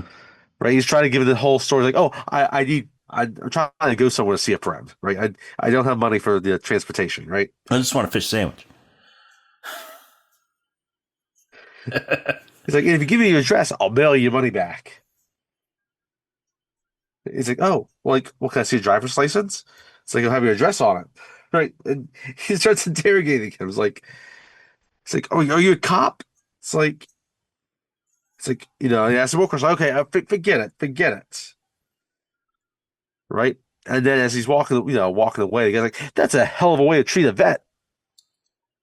It's like, wait, you're an animal doctor? You're an animal? A veteran. It's like, oh, what war are you fighting? He's like, Vietnam. So like, you were in Vietnam when you were 10? It's like, oh, I meant Persian Gulf. I meant the Gulf War. You know what? Just give me money, man. Right? He's like, no, I'm not giving you any money. Like, well, what about cigarette? Like, I don't smoke. Sorry. Well, well, you gotta have something. Like, yeah, well, how about you get a job? It's like, finally, he sees that Michael Douglas has a briefcase and a duffel bag. It's like, well, how about you? You walk into this park with 2 bags. Can't I have a bag? And he looks at him, like, you know what? You can have my briefcase. Yeah, he's like, yeah, here, have one. And he hands him the briefcase and then walks off. And the guy's like, really excited. He's going to get the briefcase. Yes, awesome. He goes and he opens it up, and there's a lunch in it. There's a sandwich there is a and an sandwich. Apple. And an apple. That's it. This is just a standard lunch. Mm-hmm. Not a fancy lunch. Right? Nope. There's a sandwich and an apple and like one other thing in there. And yeah, but and he takes no the apple papers, and he throws it nothing you would normally carry in a briefcase. No. But yeah, he sees that and he picks up the apple. He's like, "Are you kidding me, man?" And he throws the apple at the guy, at Michael Douglas, and he misses him. And then he could have eaten the he had a free lunch. Yes, the guy had a free lunch. Free lunch. He still has a sandwich there, but yeah. As Michael Douglas is walking away, he kicks the apple. Flies off into the grass. So we're back at the station, and they invite Prendergast to come observe this woman that was a witness of this drive-by shooting, right? And he's on the other side of the glass, right? And she's not a suspect in it, right? They just know she's a witness in it, and that they know that her friends were involved with the shooting. Yeah. Bad people. This is right? the woman that was in the car earlier with the guy. Exactly. And you can kind of tell people at the station kind of know her. She showed up here before. Mm-hmm. They know that her boyfriends or friends are bad news, all that type of stuff, right? And she's telling the story about this guy with a white shirt and tie and a briefcase. Like they were angry at him and they shot at him, and then he took their guns after they shot at him. Mm-hmm. And they're not believing this story. Yeah. These guns were in a gym bag. But Robert Duvall, he's just kind of laughing along with it until he hears the description of a white tie, white guy, a white shirt, white guy with a white white shirt tie. and a tie, and then he pauses, like, ask her if he had a baseball bat. And like what? What? A baseball bat? Yeah, just ask her. And so they asked her, if he had a baseball bat. And it's like, yeah, he attacked my friends with a baseball bat. And then Duvall's starting to put things together. Pendergast is starting to put things together. And he's convinced that this is the same guy. Yep. And no one's really kind of taking her story seriously or him seriously about it, right? Right. And so finally, he goes, to, Torres is the only one that's really taking him seriously. Yep. It's just like, hey, that guy came in earlier, like that, Mr. Lee. Like, where was his place? Right? And so they mark where it is, and like, oh yeah, that's rough territory, right? And it's like, well, what? Okay, and then where is that park that they said that they were like attacked by this guy, and where was the shooting? And you can see they're kind of in a line together. It's like, yeah, it's all gangland territory. What would a white guy be doing through there? And Prendergast is like, yeah. Why would he be in there? Why would a white guy like that be in that neighborhood, right? So he's thinking hard about this, right? Angel's Flight Hill is what they call it, mm-hmm. right? So we cut back. We're back to Michael Douglas now, right? And he's walking. And he's at a fast food restaurant. No, not yet. Not yet. Not yet. Doesn't he see the guy protesting the bank first? It might be. We could hit that. So he sees this guy protesting the bank. He's like, that's either before or after the. It's either right before or right after the.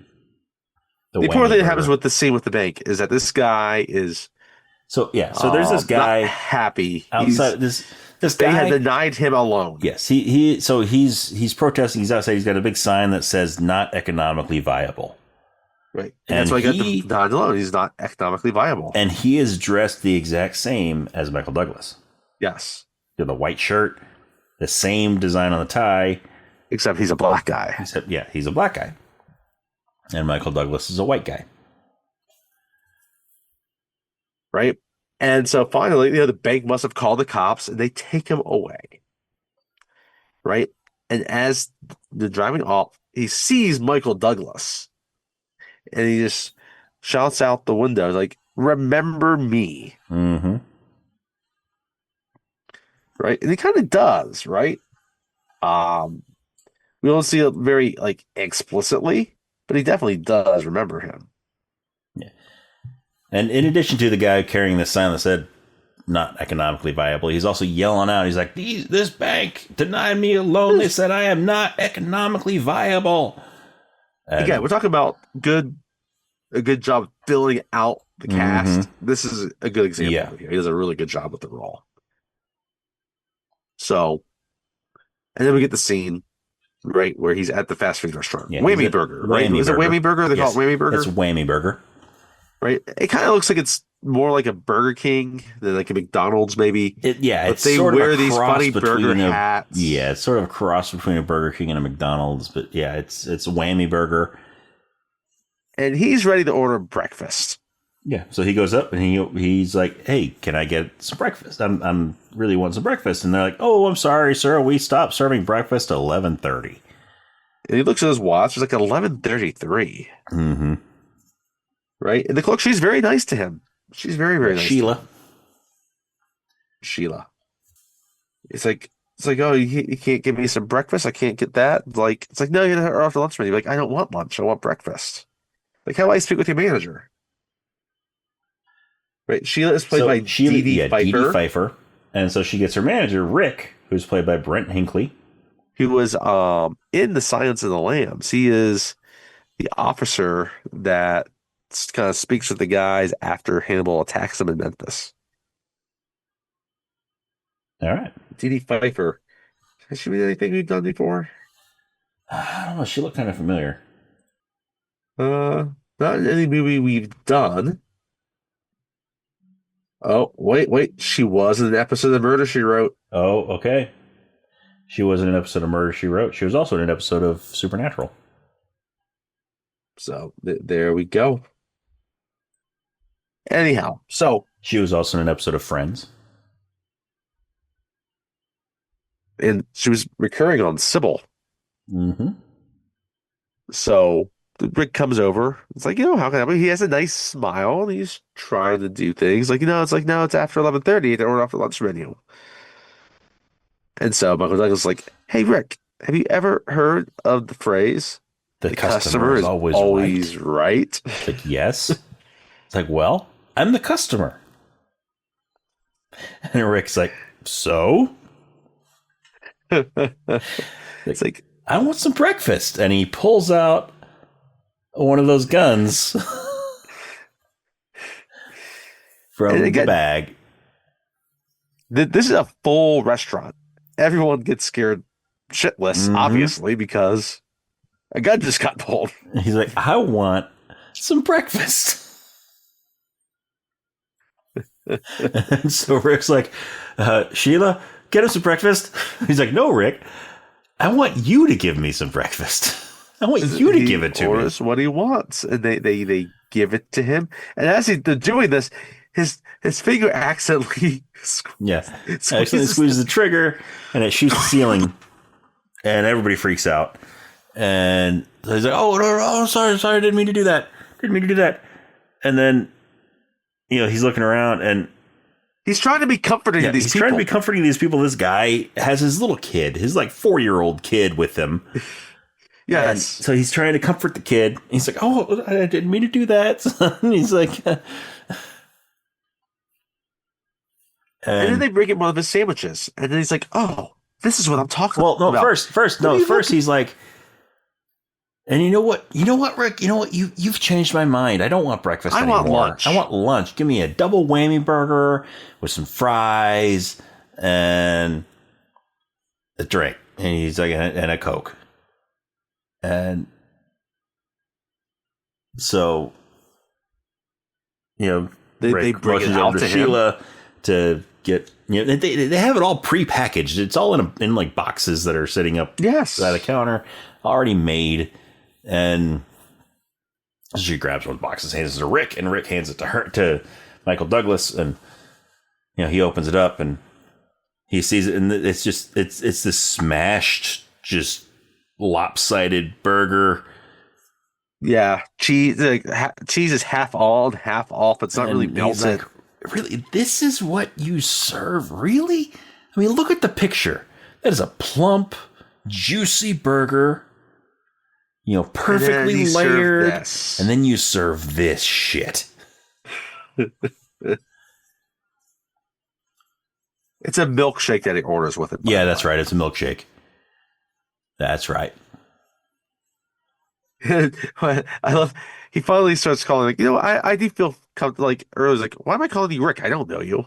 Yeah. Towards the end, I was like, you know what? I do feel comfortable calling you Rick. And he goes around after this. So he starts asking me, "How's the food?" Right?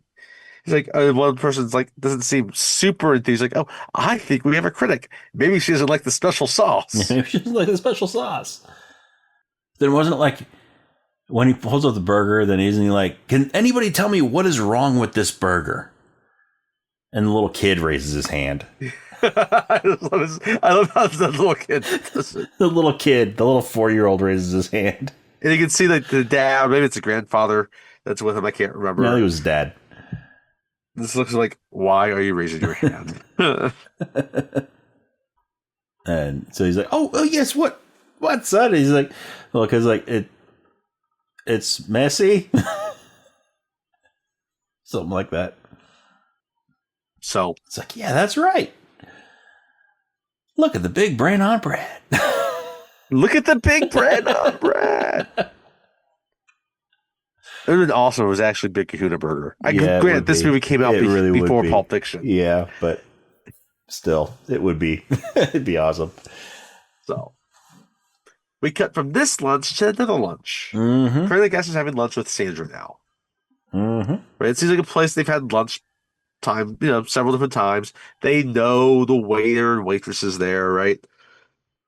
And he's talking to her about the moo and about his wife, and about how she's high strung, right?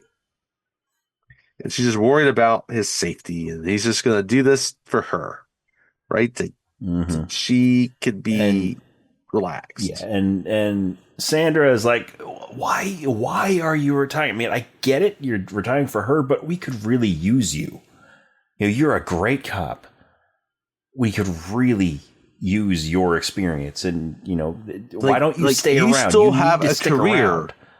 You can stick around. It's like, no, I'm comfortable doing this, right? She's not going to convince him right now that he should continue working as a cop. No. And that's when Lidecker comes in, right? It's like, oh yeah, we got a call about some guy that, pulled a gun out at, a Whammy Burger. And here's the thing, he paid for it at the end. And that, piques Pendergast's interest. And so he's not, Sandra and Lidecker are going out, to the fast food restaurant, the Whammy Burger. Pendergast is going to stay back. But he tells Sandra, like, ask if he was wearing a white shirt with a black tie. And she's like, what? I was like, just ask. Just ask. And it's like, like, oh, we're trying to crack a big one before you're, before you retire, right? It's like, just ask. All right. So I think maybe that's maybe that's when the economically viable scene actually comes in. Yeah, that could be. I forget on which side of it is, but it's right around that time. So it's either right before or right after it. Yeah, either way. So we cut back later, and Michael Douglas is trying to call again on the payphone, and this time she's not answering. Yeah, right, this is after the cops have left, right? And so I don't know exactly where he got the money to do this, but that's fine. We don't need to worry about that. There's a guy that's on the outside of his phone booth. We do realize that he paid for his food. That's true. So he probably paid with cash and got some change back. Yeah. Maybe he sold all the guns. No. He would probably have enough for a phone call if he paid for his food, which they said he did. So unless there's some cash in that bag too. There could be. But he also we just know he didn't have change earlier. He still had cash. Oh, that's true. He might have had like a $20 bill. Yeah, we don't know how much cash he had. But payphones don't take cash. Right. If he was just trying to break change, it makes sense just to use $1, not a $20 bill. Yeah. But if he's just buying lunch, the $20 bill, he could have used that. That's a good point. I like that point. So, yeah. So he hangs up the phone. And this person on the outside is upset about how long he was on the phone. Yeah, and this is like a full-on phone booth also. This isn't just, your regular little stand-up payphone that the rest of them that he was talking to or talking on. This is actual like phone booth, like glass phone booth. Yep. Like the kind that Superman used to change in. If you haven't noticed, others want to use the phone. So, you want to use the phone? That's phone? Too bad because it's out of order. And so he pulls out that Uzi and he shoots up the phone.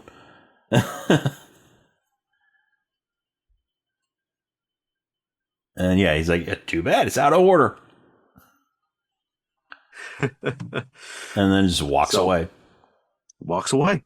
Then we cut back to the station. Prendergast is there. He's back at his desk. And this is one of my favorite scenes. Like, this is like where Robert Duvall's acting is top notch. Yeah. Because so he gets a call from his wife. And she's like, oh, I'm sorry about earlier. He's like, oh, no, it's talking about the dog and how, like, Mr. Peepers, like, she's feeling better. I'm like, I'm sorry about all that. It's like, just, when you come home for dinner later. So can you stop by can you stop by the store and pick up some chicken, skinless, and pick up some other, some rice and some, a couple other things. And before he can really answer that, he's like, oh, wait, hold on. I got another call coming in.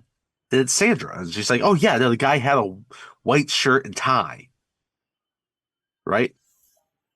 And it's just kind of cutting back and forth between the conversation between Sandra and his wife. Yeah. And then what starts out as this nice conversation with his wife, she just starts getting irritated about these things, right? Is like, she goes like, when are you coming home? Who's Sandra? All these things. Right? Yeah. And Sandra's confused about what's going on because he's juggling both conversations. And Lidecker is coming over and bugging Sandra because she's on the phone when they're supposed to be investigating this thing. Yes. And he's just trying to cool down the entire situation. Yeah. And yeah. She's like, no, you're coming home now. Like, it's like, who the fuck is Sandra? And then that's when, he just gets real with his wife. He's just like, listen up. I will come home when I get home. You can go pick up the chicken, keep the skin on. I will be there when I'm there. Right? I will get there when I get there. And when I get home, you have dinner ready. Right? And then finally, he gets back to Sandra's like, she's like, just don't leave without saying goodbye. Right? Like, she kind of, that's how she kind of sets it up. Right?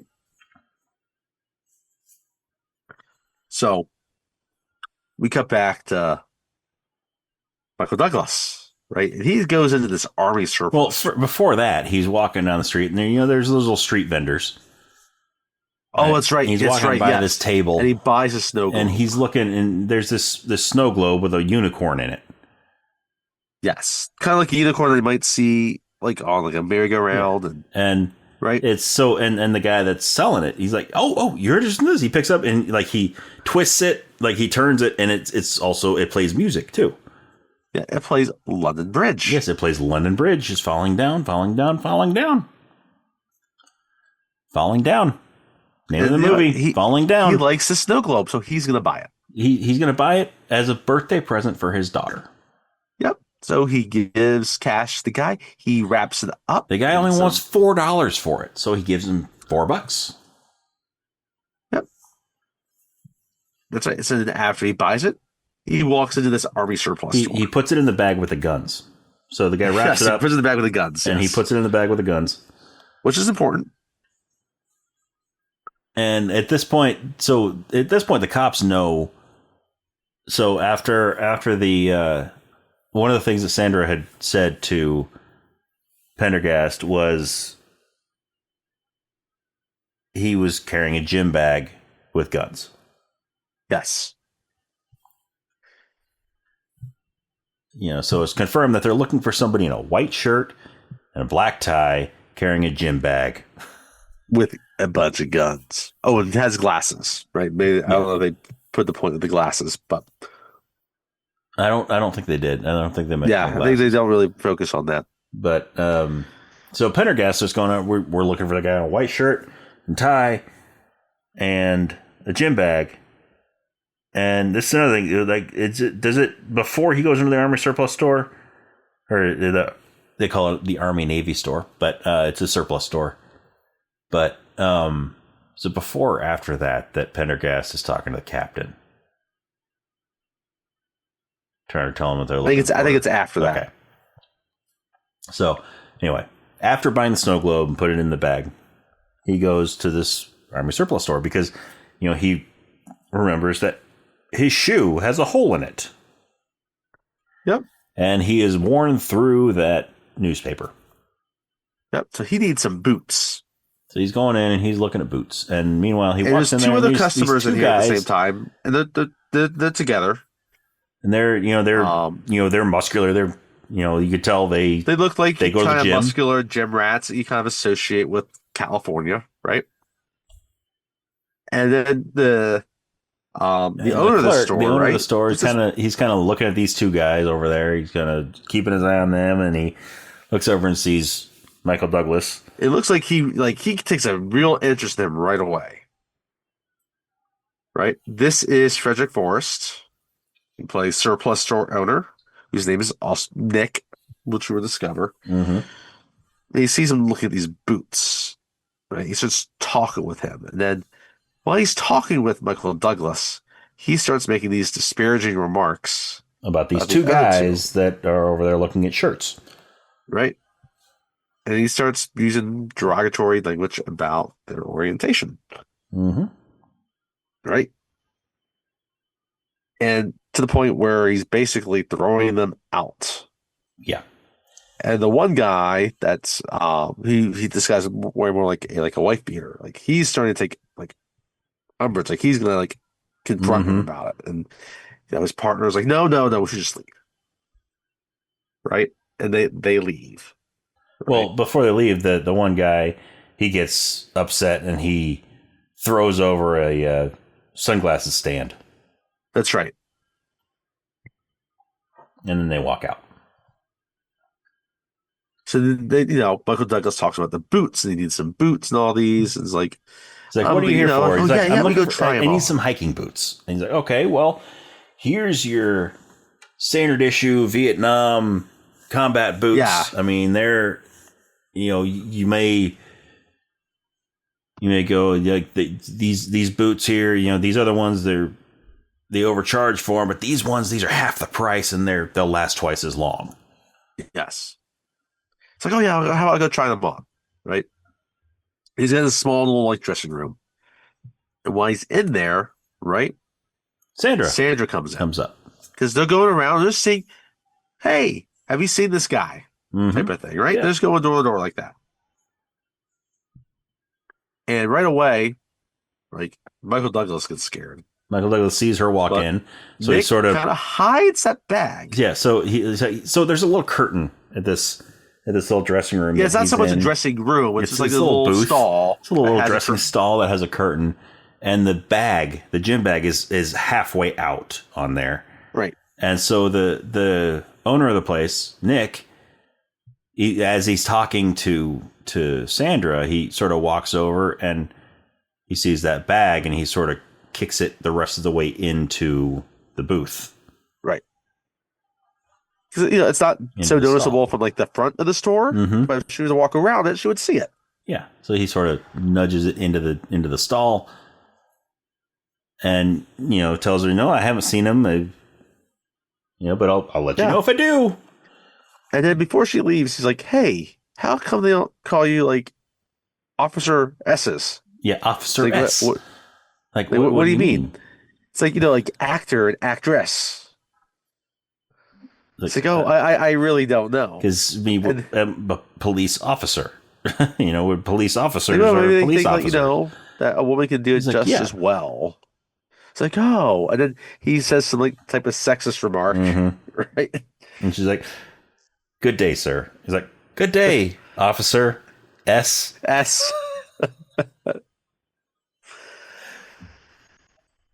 And then he opens up the curtain, and at this point, he's hugging the bag. Michael Douglas is hugging the bag. Like, why did he do that? And the guy's like, "Oh, don't worry. I'm not going to turn you in. I heard about you on the police scanner. I heard about you on the police scanner. Don't worry. I'm not going to turn you in. I'm on your side. I'm on your side. You and I, we're together." He's like, as a matter of fact, hey, come with me. I got to show you something. I got something for you. And he takes him to the back where all the good stuff is. Takes him back to the secret stash. It's Zed. He's going to call Zed in, let the gimp out of the box. We're going to have a tea party with Ving Rhames. Yeah. No, what's back there is no, this guy's name's Nick, not Maynard. So when they get back there, first thing he sees is all this Nazi paraphernalia. Yeah. But what he really wants to show him is a bazooka. Well, first he shows him a can with a hole in the top of it. Oh, he shows you the can, yes. The nerve agent. Mm-hmm. He's like, you know what this was? This was a nerve agent they used in World War II. The Nazis used it. And, this one, you can tell it's been used because, it's got that hole on top. Who knows how many people this killed? He's like, here, this is for you. He's like, yeah, you can keep that. You can keep that. Michael Douglas like, this guy is nuts. Yeah. Then he's like, but here's what I really wanted to show you. And he pulls out, it's a law. All right. It's a rocket launcher. It's a single-use rocket launcher. But, he's like, I want you to have this.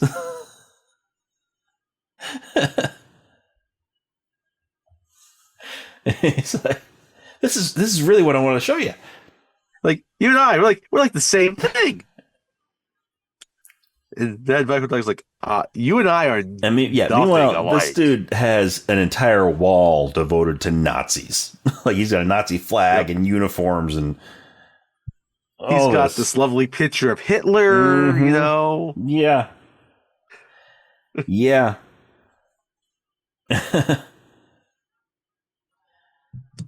You and I are nothing alike. You are crazy. And Nick now, does not take long for Nick to turn on him. Yeah.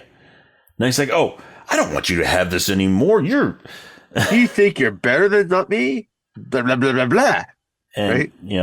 He grabs the bag and he looks inside it and he sees all these guns. And then he also sees there are handcuffs in this bag. So he takes out the handcuffs. He's like, turn around. And, he puts the cuffs on Michael Douglas. It's like, I'm going to turn you in. And then he pulls out a Beretta. Yes. The guy's got a Beretta with him. He didn't take it out of the bag. He had it on him. And, he's got Michael Douglas up against the table. And, he's going to shoot him.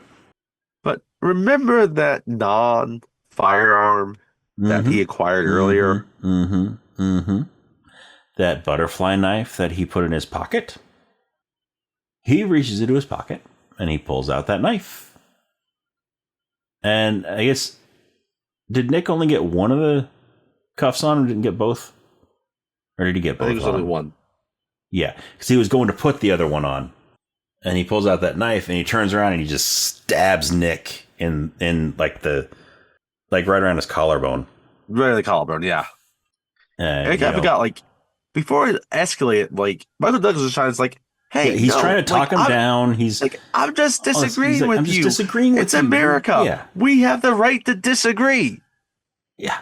And yeah, so he's trying to talk him down. He's trying to be logical with him, but freedom of speech. And the guy's like, no, no. And then he even calls him the F words. Mm-hmm. So yeah, so he stabs the guy, and he sort of falls back, and then Michael Douglas picks up the guy's Beretta. And while he's sitting there, he's still alive because he stabbed him, up near the collarbone, so it's not a fatal stabbing. But then he just so I love how every encounter that Michael Douglas has in this movie, he goes one step further. One step further. I love it too. Yes. Each one, he just goes one step further. Back at the store, at the convenience store, right? He just busted up the shop, paid for his Coke, and left. Yep. It's kind of like he alternates with different things about how you feel about his actions. Yeah. Then when the two guys tried to kick him out of the field, then he hit him a couple times with a bat, and then when they ran off, he left it alone. And then after the drive-by, he shot the one guy in the leg, and then took the bag of guns. Yep. Each time he goes one step further, and this time, he just stabbed the guy. But then while he's laying there, he takes the guy's gun and he shoots him a few times and, kills him. Yeah. And this is like where he's reached the point of no return. Which we'll get to because we'll talk about that. Mm-hmm. Right? But we cut from there, right? Because we won't get that speech check. So he'll give that to his wife. Yeah. We go back to Prendergast, and he's back in the station. He's talking to the captain again. And this conversation goes differently. And again, this goes back to this is the type of situation where this could push some guy over the edge the way he's about to be talked to, right? Because he's trying to tell the captain about this guy in the white shirt with the gym bag and how he keeps heading further and further west. Yeah. Like he's seeing the pattern that's following here. Yeah. Right? And the captain's like, oh, he's got a gym bag? And he goes, he picks up his bag. He's like, what's this? And Pendergast's like, a gym bag. He's like, yeah. If we're looking for a guy with a gym bag, that's half of Los Angeles. He's like, and then one of the other the detectives on the case like, we don't appreciate you interfering with our case. Right? It's like, and finally it's like, what do you say about earlier? It's like, oh, I give that speech. I'm supposed to give you that speech. That's regulation. It's like before you They're retire. required me to give that speech. But then he's finally like, you know what? I am going to tell you. Like, I'm going to level with you. I never liked you. Why? You don't curse. Yeah. I don't trust. I don't trust men that don't curse. It's like, not a fuck or a shit in all these years. Real men curse. And I don't like a man who's afraid to hit the street. It's bad for morale. Right? He's like, I'm not afraid. He's like, no, just get behind that desk where you belong. Don't waste my time pretending you're a cop. And so he goes off, and Sandra's still there, and Sandra's talking with him. Sandra's being sensitive, right? Mm-hmm. And he's like, the captain just told me I'm a coward, right? It's like, hey, look. I was like, it's not, it's like, you let everybody think that it was your wife, right? That she made you get off the street. He's like, no, listen, like, no, what happens between my wife and I, it's nobody's business. Right? It's like, no, she didn't make me quit. I came home one night and found her sitting in the dark. She thought I'd been killed. She thought I was a ghost, and I had to chase her all over the house. Yeah, and this is another one of those things that just shows Robert Duvall's acting ability. Yeah. This is one of those scenes that he's just fantastic in. He's fantastic. And, like, you can tell, like, his wife drives him crazy. He doesn't know how to deal with her mental breakdown, but he loves her. He loves her more than anything. Yep. And, yeah. And again, like, it's the subtlety that he puts into it, like, it's masterful acting. But yeah, It's just the ease he slips into this and the believability of it, what he embodies is amazing, Yeah. right? And Rachel Ticotin does a great job acting the opposite of this also, right? And so finally he says, you know what? No, you know what? I'm going to earn my last day's pay. I'm going out to investigate stuff about this. And she's like, okay, you know what? I got to come with you, right? So they leave. We all know exactly where they're going. We can kind of consider like they're probably going to retrace all the steps, right? Mm-hmm. Go back to the convenience store first, but we don't get there yet. Get back to the store. Like this is the phone conversation now with Michael Douglas. Yeah. So and now, Barbara Hershey. So yeah, Michael Douglas is now he's not in the white shirt and tie anymore. Now he's dressed in black BDUs. Yes. He's like a commando.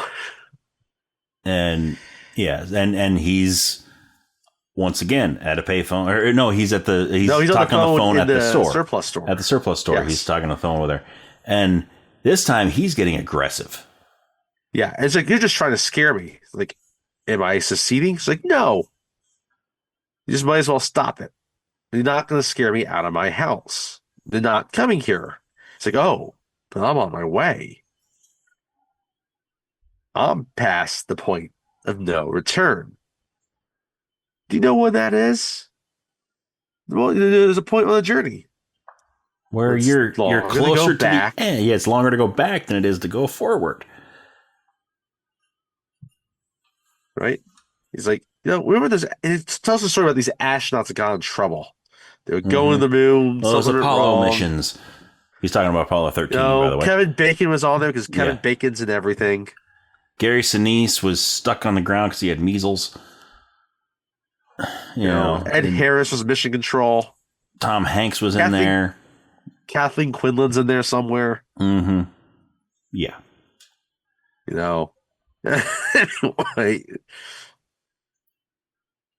Anyway, so they got into some trouble and they were too far from Earth to turn around, so they had to go around the moon and come back.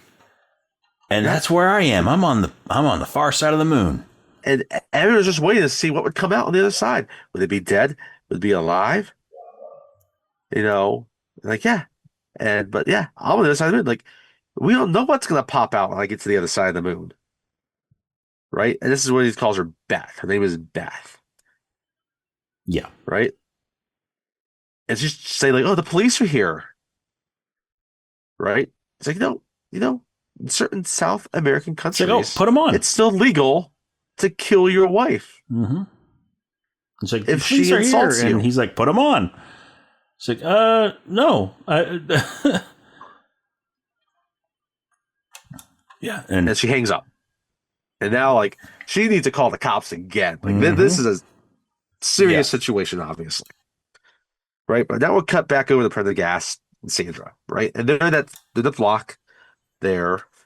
And it's like, oh, yeah, we're going to talk to the Korean store owner. If we can't get anything there, they'll just start knocking on doors, right? And then right before they walk into the store, Prendergast looks up and he sees a billboard. Hawaiian Tropic. Or Hawaiian Tropic with a little person drawn in the cleavage of this woman on the billboard. He's like, wait. And we see the owner, like, he's there. He's cleaning up the outside of his store. He's sweeping up. And Sandra sees him running the other direction. He's like, where are you going? Like, he starts, like, climbing up this hill. He talks to him. I got to do this. And he starts running up the hill. He gets all the way up that hill, and he sees that there's a... So, and while he's running up the hill, he's listening to Kate Bush.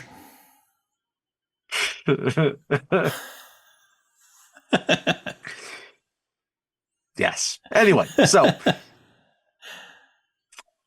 And then he sees the construction arrow. Mm-hmm. He sees that entire scene. He sees the car. He's like, oh, defense. And it all like, I know finally who clicks we're looking because for. He remembers, he keeps seeing how this guy keeps saying he's going home. And he remembers the beginning, the guy just said he was going home. Yep. And he comes down and he's yelling and says, I know who it is. Defense. I know who he is. Right? And he looks at the door. He's like, defense. He's pumped. He's excited.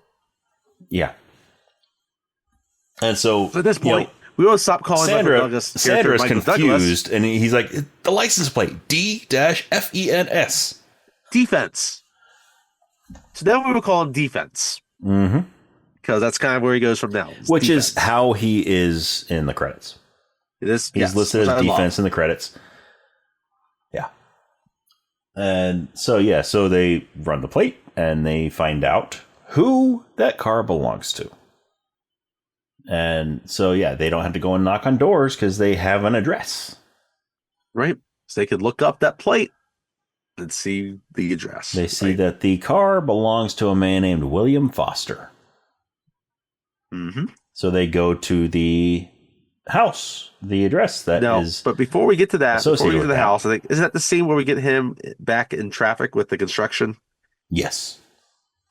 So he's still walking. Right? He's walking, and there's this is a different construction scene. It's a different construction scene. It's still road construction. There's this big. It's another road that's blocked off because of construction, and the construction worker that is there is just sort of sitting there. He's not doing any work. He's not doing anything. He's like taking a break, right? Yeah. He's just sitting there, and Michael Douglas, like, "What are you doing?" Walks up there. You're fixing the road. Like, no, I don't think you're fixing the road. No, you're fixing the road. What's wrong with the road? And the guy won't answer. It's like, well, because it looks to me like there's nothing wrong with the road. It just, I don't think, just inflate. You're just doing this because so you can inflate the budget. Yeah, because I know how it is. I know how it is. It's the end of the fiscal year. You've got to spend all this money so that you can make then next year's budget. You make the projection so that next year's budget could be even higher. They give you more money. So they don't cut your budget for next year. So I understand what's going on. So what's all wrong I want you to tell me is what's wrong with the road. And the guy's just, brushing him off. He's like, there's nothing wrong with the road, is there? And again, the guy's brushing him off. And so he pulls out that rocket launcher. Now he's like, what? I want you to tell me that there's nothing wrong with this road. They go, listen, I really don't know. They just told us to be here. Like, I just work here. He's like, no, that's not the right answer. I want you to tell me what is wrong with this road. It's like, nothing's wrong with the road. Nothing's wrong with the road. He's like, that's what I thought. Thank you. There's about to be something wrong with the road. Mm-hmm. So the guy the construction worker gets off and runs off. And it looks like he's about, he's trying to shoot it, but he can't launch this rocket. He's looking at it. He's trying to figure out how to operate this thing. That's right. And this little kid.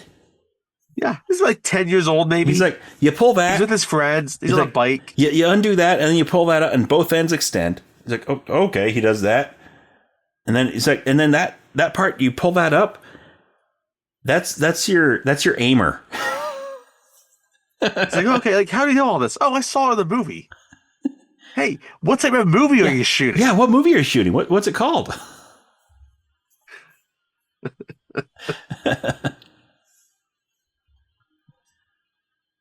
And he's like, wow, what was it? He said it was. He's like, what? It's like, what's the movie called? He's like, what? It's like, the movie that you're shooting, what's it called? And what was it? Under Construction. Under Construction. It's called Under Construction. It's like, kind of lame title, but okay, I like it. So it's like how do you shoot? How do you shoot this thing? It's like, oh, you just do this, right? It's like, oh, it's like you look down, you look through the aimer. And at this point, he's no longer. He actually kind of has it facing downwards, because he picks it up and he's looking through it, but he doesn't know how to shoot it, so he brings it back down. It's like, and he asks the kid again. He's like, "Oh yeah, that button right there, that's your trigger. That's gonna shoot it." And he moves his finger over to it. He's like, "Oh, but don't push it now. Don't push it now." But he pushes the button and it fires down into the hole. But then nothing happens. Yeah. Nothing happened. So it fires down into the hole right in front of him, under the road. Because he was gonna aim it at the excavator that was on the road. Right. That was farther down. I guess it was a dud. And then down the road a little bit, you get this explosion from under the road.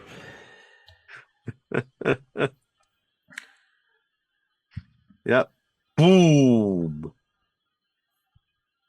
So we cut from that now. And now we get back to the house. And this is William Foster's house. And we find out he lives with his mother, Lois Smith. Mm-hmm. She answers the Mrs. door. Foster. She lets him in, right? And it's interesting. Like Sanders kind of wants to treat it, kind of a general kind of Q&A cop, the type of discussion. But Robert Duvall, right? Prendergast knows he needs to be a little more gentle. He can tell, like, this woman's stressed, that she's worried about her She's son. got this little, like, they haven't even said curio anything. shelf cabinet thing.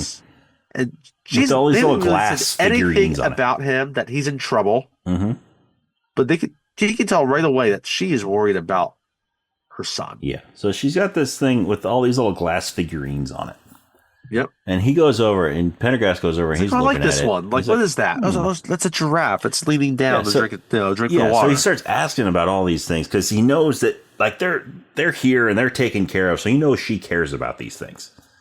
Yeah. So he just starts asking her all these questions about them. He's like, which one's your favorite? It's like, this one.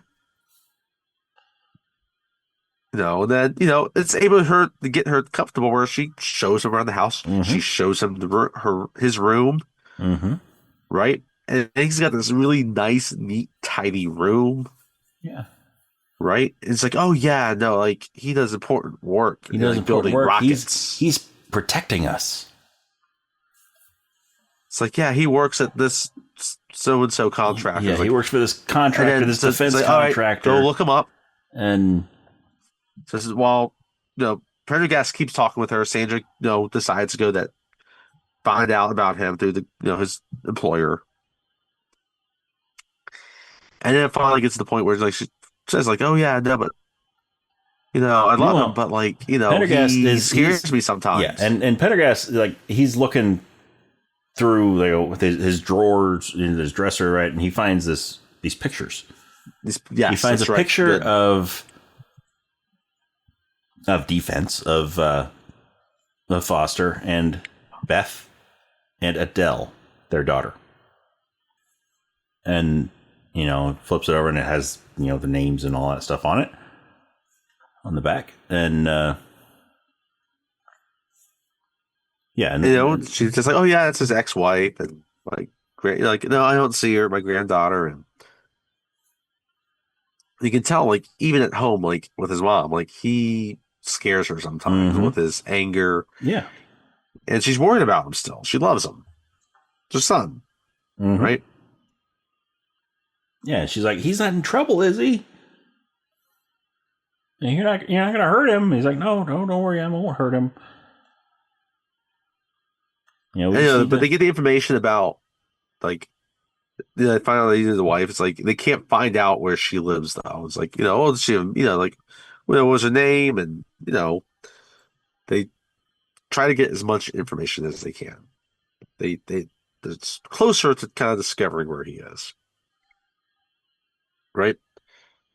And we find out his wife was Italian. She had an Italian last name. Mm-hmm. That's important for later. Yeah, so she tells him her last name. Right. So we cut from that house, and now we're back to Michael Douglas. Well, back to defense, right? Bill Foster. And you see him because that was also the wall. Like because Pendergast asked her, William, your son William. That's right. We call him Bill. It's like, oh yeah, he prefers Bill. That's right. So we cut back to him, right? He climbs the wall of this country club. Mm-hmm. And while he's climbing there, we kind of cut then to these two members. They're definitely retirees. And they're on the golf course. And they're dressed ridiculously. Yeah, they're dressed like rich golfers. And one of them hits a shot, and then they see this guy walking up. It doesn't look like he's dressed for the golf course. No. He's like, maybe he's a groundskeeper. He's like, no, he's not even dressed like a groundskeeper. Like, hey, you, get off the course. Right? Like, It's like, what are you talking about? It's like, no, go back the way you came. And the one guy's like, hey, no, like, leave this guy alone. He's I like, leave don't him like the alone. look of I don't him. like the look of him.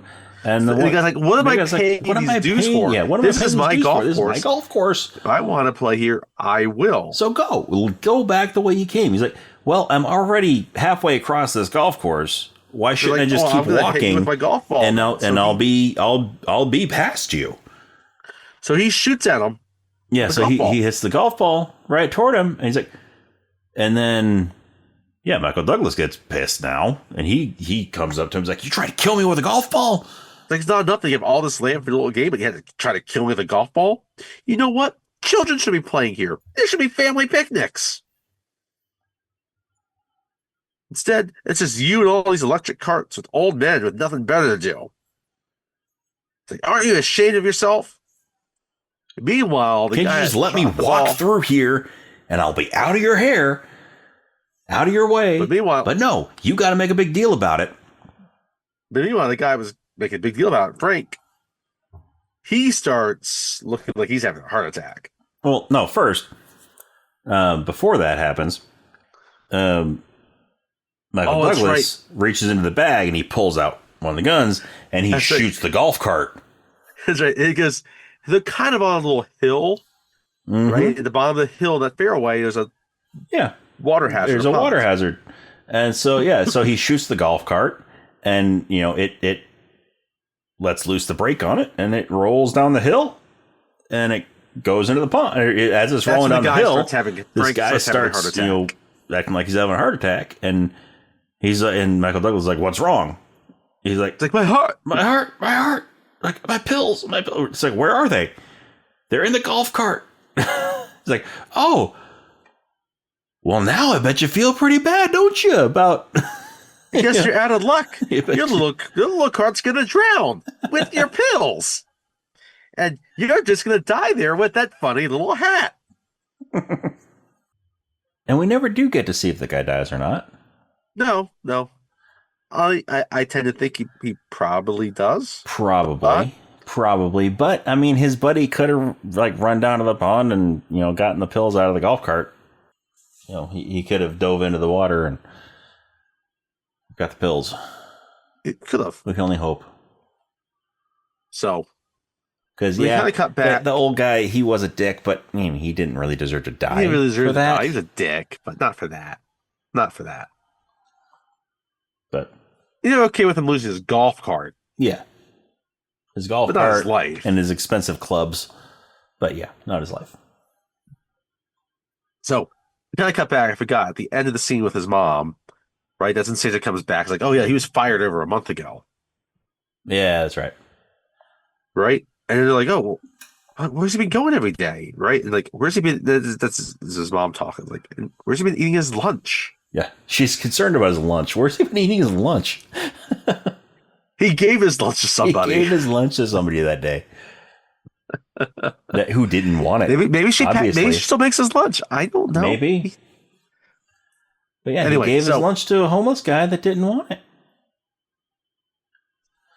So then we cut back to him. Now he's climbed over another fence near this golf course. It's this country club, right? It's probably this big house that's on this whole property that has a country club, and there's these big houses. And he gets over. There's this pool. There's this family there. It's like he starts screaming at them. Why they been barbed wire on the fence? Yeah. Why is there barbed wire? Barbed wire on this fence because his hand is bleeding now.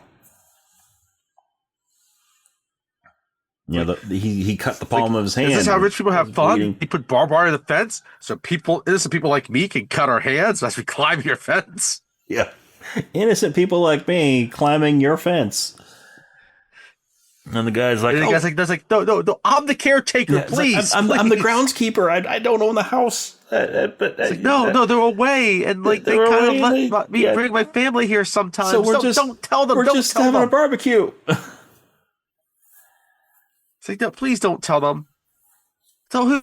Oh, the security agency. You're with the security agency, aren't you? No. And now you hear these sirens coming because this is adjacent to this country club, right? He just shot the guy's golf cart, right? They're looking for him, right? Yeah. And so they're kind of in this little covered area. Yeah, it's probably like this little pool house area between the pool and the house, right? And again, it's a young family. They have a daughter, they have a son, right? And he kind of has William has like a daughter with him. I don't think there's a daughter. There's just the son.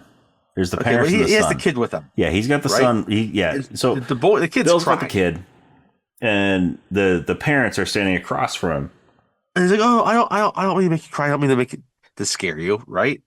Yeah, I mean, he's doing that whole, like, he's holding the gun, right? And he's doing the whole, I'm sorry. I don't mean to scare you. I don't know what I'm doing. I don't know what's going on. I don't mean to scare you. He is not connected with reality. Yeah. That he can't see what his actions are actually doing. Yeah. Right? And he's looking around and he sees this. It's a huge house. As this movie's going on, he's getting more and more unhinged from reality. And he looks at the house. He's like, what type of racket? It's like, what type of doctor lives here? It's like plastic surgery. He's like, oh, I got the wrong racket. Right? Yeah, plastic surgery about all this. It's like, I lost my job. And like, this is like, again, here's Michael Douglas doing great acting. Yes. He's combining this thing where he has this kid. He's not holding the gun at the kid. No. But he's holding the kid. He's holding the gun in one hand, but he's holding the kid with the other. And he's not pointing the gun anywhere near the kid. He's just... But it'd still be scary as shit for the kid. Yeah. And so then the dad is like, just take me. Take me. He's like, what are you talking about? He's like, yeah, leave the kid. Leave my son. Take me. And I'll take you wherever you want to go. Right? But then, he's like, what are you talking about? He's like, wait, and then he realizes that he's holding the kid. And he's like, oh, wait, no. So he's like, I don't want to take you. I don't want to hurt your son. He realizes, like, he's got a bloody hand too. So the barbed wire. Well, right? he doesn't realize that he has a bloody hand, but he goes to push the son back toward his parents, and he sees blood on the kid. He's like, oh, yeah, I hurt you. I'm so sorry. I didn't mean to hurt you. And the dad's like, no, that's your hand. And he looks at his hand and he realizes that he's bleeding.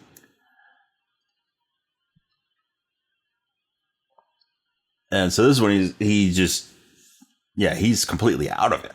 He's and then he's broken from reality. And he's even like kind of having a confession here, right? Mm-hmm. Because like he bears it kind of out. He's like, it says like I lost my job. It's like, well, no, I didn't lose it. It lost me. I'm overeducated, underskilled. It's the other way around. I don't remember. I forget. I'm obsolete and I'm not economically viable. Mm-hmm. There's that economically viable again. I can't support my child. Right? It's like, the guy's like, just take me. He's like, it's like, no, I don't want to hurt your family. I have a family. Like, that's where I'm going. I'm going home to see my family. It's my little girl's birthday, right? Like, we're supposed to have a barbecue like you guys. And she was going to play. My wife would hold my hand, and everything would be like it was before. And this is where, you can tell he's delusional. And then it would get dark, and we'd all go to sleep together. Mm-hmm. We'd all sleep together in the dark, and everything would be okay. Everything will be okay. Yeah, he's completely out of it right now. Oh my God, what's going to happen with this guy? This guy is completely lost it. Yeah. So then, and so we get back to his wife, and like she's called the cops again. Yeah, and so these cops are less serious than the first cops. Yeah. These two show up and like, where is he? And she's like, he's not here. But I just need to hear. He's just getting a kick out of scaring you. Yeah. So they stay with her for a little bit, and then after a little while, they're like, well, he hasn't shown up yet. He's probably not going to show up. We're going to go. If you need us, call us. But yeah, so they leave again. right? And we cut back. We got Prendergast and Sandra, and they're trying to figure out where he is. They're trying to figure out the different names, and then they get a call like, "Oh, we got a call about an army surplus store." No, about he was there, and and like it's Sanders like, like, oh, "Oh I yeah, was I at was in that an army store. surplus store." It's like, "Oh I was there. that guy was a real dick." Well, like they found him murdered, stuffed in this display case.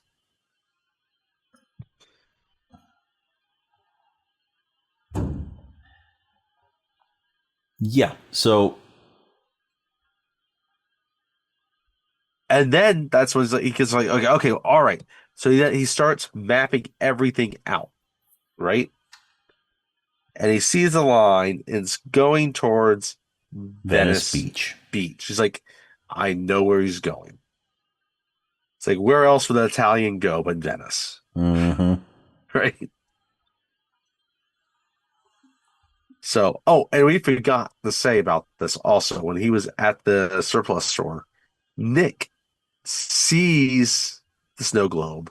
Yes. And he's Oh, like, yes, that's right. what is this When he gay looks in the shit? bag, And he with this stuff, and he smashes it. smashes it, and that's what set him off. That's really what sends him over. Yeah, because that's what. Yeah, when Nick saw that and he smashed the snow globe, then that's what sent Bill off, and that's when he pulled out the knife and he stabbed him.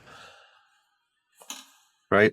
So then we cut back between Defense and his wife, and he calls her again. And he's like, oh yeah, they turned our ice cream parlor into some Southwest New Age restaurant. Like I went to buy a rocking horse, and all I could find was a unicorn.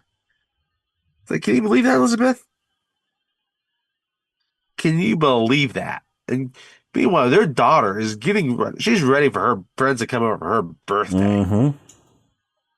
But she realizes she knows he is close. Because like they live right near the Venice boardwalk. Yeah. And she hangs up. It's like, we gotta go. And they're running out, and he just misses them as he comes into the house. So they go out the back door. He comes in the front door. Like as he's coming in the front door, they're going out the back. And they come around the side. They come out the gate, and run out through the front. While he's inside. And so they're running down the boardwalk. Right. And so we cut back. Prendergast and Sanders, they're still at the station. They're about to go. Right. And he gets another call from his wife. Right. And like Mr. Peeper is like scratched her, and she's really upset. Mm-hmm. She's like, I need to come home now. He's like, no, I really gotta go. Right. Because they realize like she has called the cops they figure out where she lives. Yeah. 2 times a day. He's like, they're not going out the third. Like, we got to go there now. Yeah. Like, we got to do this ourselves. And so he's trying to explain to his wife that he can't come home yet, but he's not telling her that he's in an active investigation because he doesn't want to scare her. He doesn't want to worry her. And all she wants to know is, when are you coming home? I was like, I don't know exactly, but I will be home today. Mm-hmm. I will be home. It may not be by dinner, but I will be home today. And he's like, I'll get home when I'm finished and not a second sooner. Is that clear? And you'll have dinner waiting for me, right? Yeah. And as they're about to leave, he gets a surprise. So they've made a hired cake. They've made a cake, and they've hired a stripper. Which earlier, at the beginning of the movie, when he was talking to his wife, she's like, "Oh, they're not gonna surprise you with a stripper, are they? Because your last day." That's right. He's like, "No, they won't. No. It's not gonna be that. This is But there's a stripper that comes in, and there's a cake. It's funny. It's like, we tried, but we could not get your full name on there. So it's like, happy retirement, Pendergast.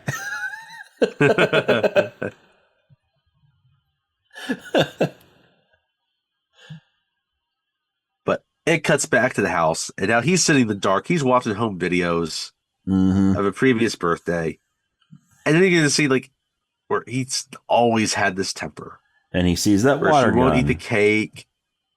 He sees that Yep. water gun his daughter was playing with earlier, and he sort of picks it up and he's looking at it and watching these videos. And he wants her to ride this horse that he bought, Mm-hmm. and she won't do it. She won't. Yeah, it's one of those little like bouncy horses, Yes. right? And he's trying to put her on there, but she's crying, and Beth is telling him, she doesn't want to ride. He's like, oh yes, I paid good money for this. She's gonna ride it.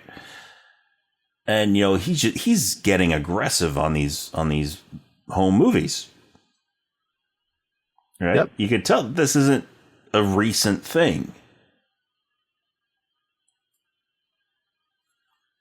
That So he's dealt with this for a long time. And then it cuts back to Prendergast and Sandra. They're showing up at the house as he's watching this, right? And he says, like, how about you go around back? I'm gonna go through the front, right? And he realizes exactly where they probably run off to. Mm-hmm. So he's leaving as they're arriving. And he's gonna go out the back door, right? And as he's about to walk in, he's getting ready to puts his hand. Yeah, puts his hand down his holster, and he realizes that he doesn't have his gun. He doesn't have it. He's got his holster, but it's empty because he gave up his gun earlier, which is ridiculous for that police department to take many reasons, and now we know why. Day. So, but then he had a gunshot. Yeah, and so he busts in the house. Yep, and he sees the video there on the screen, and he goes through. He gets the back. We see Sandra's been kind of shot in the side. She's been shot sort of in the kidney area, in the side, and so he comes down. He checks on her, makes sure she's okay. She's like, "Oh, okay, okay, like, we gotta go get him. Good, just go get him. So he takes her gun. And there's the neighbors. If they've heard this, and he sees over, there's like, call 911. Call an ambulance. Tell get him an ambulance. Tell him an officer down. And then he grabs her gun. He grabs her gun and puts it in his holster and runs. Right. And so then we cut back to defense, right? And William or Bill, and he gets to the end of the pier, right? And he sees his family. Yeah. They're over at the end of the pier. Because they used to love going to the pier. That was their favorite place to go. So he knew that they were going to be there. Right? And like she doesn't see him at first, but his daughter sees him. It's like, oh, it's Daddy. It's Daddy, because they went there because he took her there, because Beth took Adele there to get some ice cream. Yes. Because Beth is trying to keep Adele out of this. She's trying to keep her... Try not to scare her. Yeah, she doesn't want to scare her. She wants her to have a good birthday. They can just kind of slip away and just keep it happy. So she takes her there to get ice cream. And while they're standing there getting ice cream, then Adele looks over and she sees Bill walking up. She's like, hey, Mom, it's Daddy. And she gets all excited. And Beth turns and sees him coming. And just... Barbara Hershey did a great job here. Oh, yes. Because just this look of fear in her eyes when she saw him walking up. Just leave us alone. It's like, I can't see my family on my daughter's birthday? It's like, we're not married anymore. It's like, what part of to death do us part? Did you not understand? It's like, I'm just coming home from a hard day at the office. And now it's gone straight to like threatening. Yeah, and he pulls out a gun. He's got a 1911 that he pulls out, and he's just holding everybody that's around there, they clear off. And he's not pointing at anybody, but he's holding it, and he's talking. And it's like Bill, you got to stop this. You need help. You're sick. He's like, oh, honey, like you haven't walked around this town today. This entire town is sick. right? And as he's talking about this, what we don't realize is that Prendergast has been able to follow him. Pendergast has been able to follow him, and he sees what's going on at the end of the pier. He's like, "Hey, you aren't kidding, dude!" And Prendergast, he has a little bucket of popcorn. Yeah, he's eating it while he's yeah, talking. he's got a little bucket of popcorn, and he's, walking around. He's like, "Hey, yeah, it's hard out here." And, I agree, man. He's trying to reason with him, right? He's not revealing that he's a cop. He's just trying to have a conversation with him. He's like, "Hey, I used to fish right here. Like, I used to fish right off this pier. But they say you can't fish here anymore because the water, there's bacteria in it. If you get the fish poisoned, you'll get an infection. You can't even swim in there anymore, right?" And meanwhile, Bill he's trying to. Hey, I'm having a private family moment here. Family moment here with he's still holding this gun, right? And he's not hiding it. No, I get it. Hey, I'm retiring soon. I'll be leaving soon. And I'm retiring. Bill kind of looks away, and as Pendergast is walking in front of Beth, he sort of pulls his jacket over, flashes his gun. It's like, yeah, but I'm retiring to Lake Havasu City, in Arizona. They call it a lake. It's kind of a muddy pond. My wife, though, she thinks it's paradise. It's like,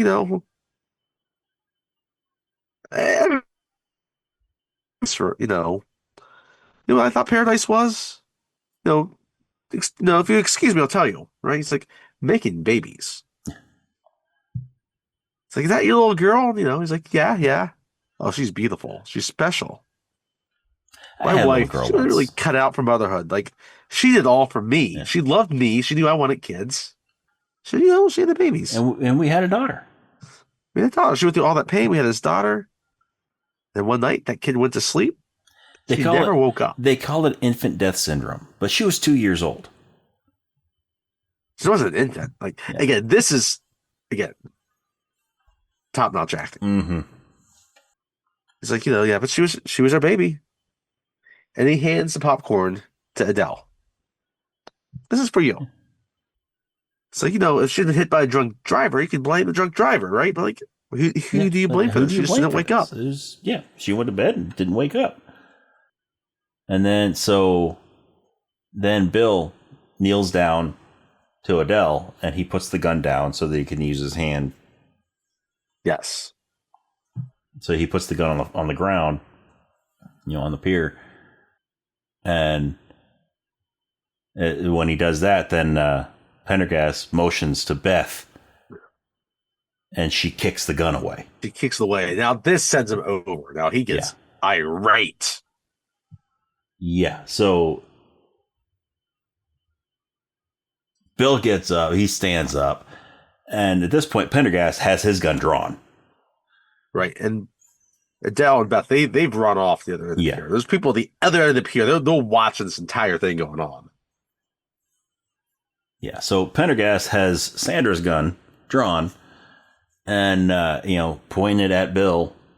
It's like, no, Bill, what are you going to do? It's like, I don't know. It's like, no, you guys always say this, but you're going to kill your wife and child and just kill yourself after that, right? Yeah, you're going to kill them, then you're going to kill yourself. It'd be easy to kill yourself because it's too late to turn back because you've gone so far, right? Mm-hmm. It's like, we could go meet some nice policemen, the good guys, and go. And then he's like, and what? Spend the rest of my life behind bars? It's like, no. It's like, and if they're the good guys, right? It's like, wait, I'm the bad guy now? Yeah, this is the first time in the movie that he realizes that he's the bad guy. And when he says it, I don't think, you get you get that realization. I got the impression, with him. He said it when he was, it hit him. He was setting out to say this, hit him. But then it just came out, and then the realization hits him. Yeah. He's like, he's the bad guy. You're telling me he's not I'm being the bad guy about here? this. He says it, and then it hits him that it's true. Nothing that he's done today has been good. He's like, it's like, how did that happen? I did everything they told me to. And he's like, I build missiles. I help protect America.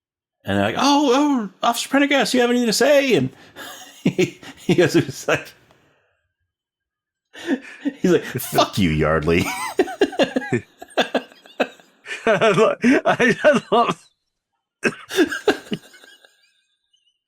I love that. And then just walks away.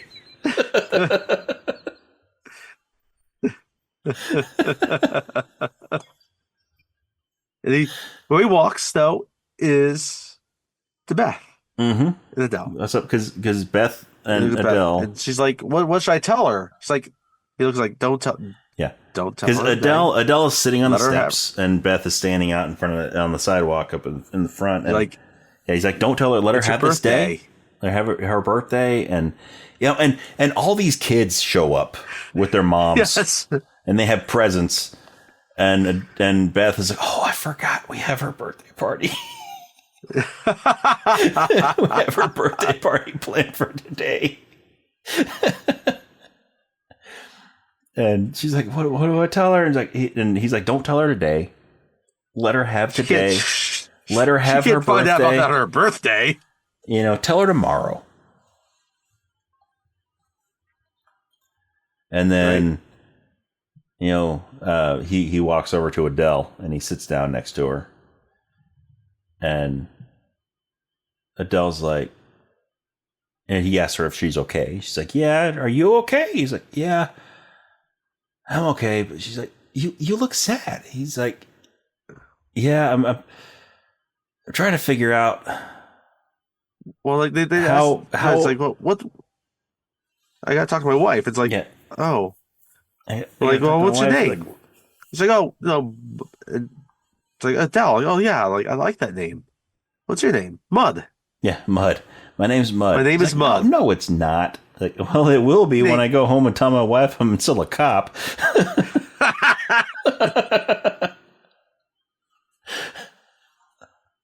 So. And we do see, like, we saw Sandra get taken to the ambulance. It looks like she's going to be okay, thankfully. Yep.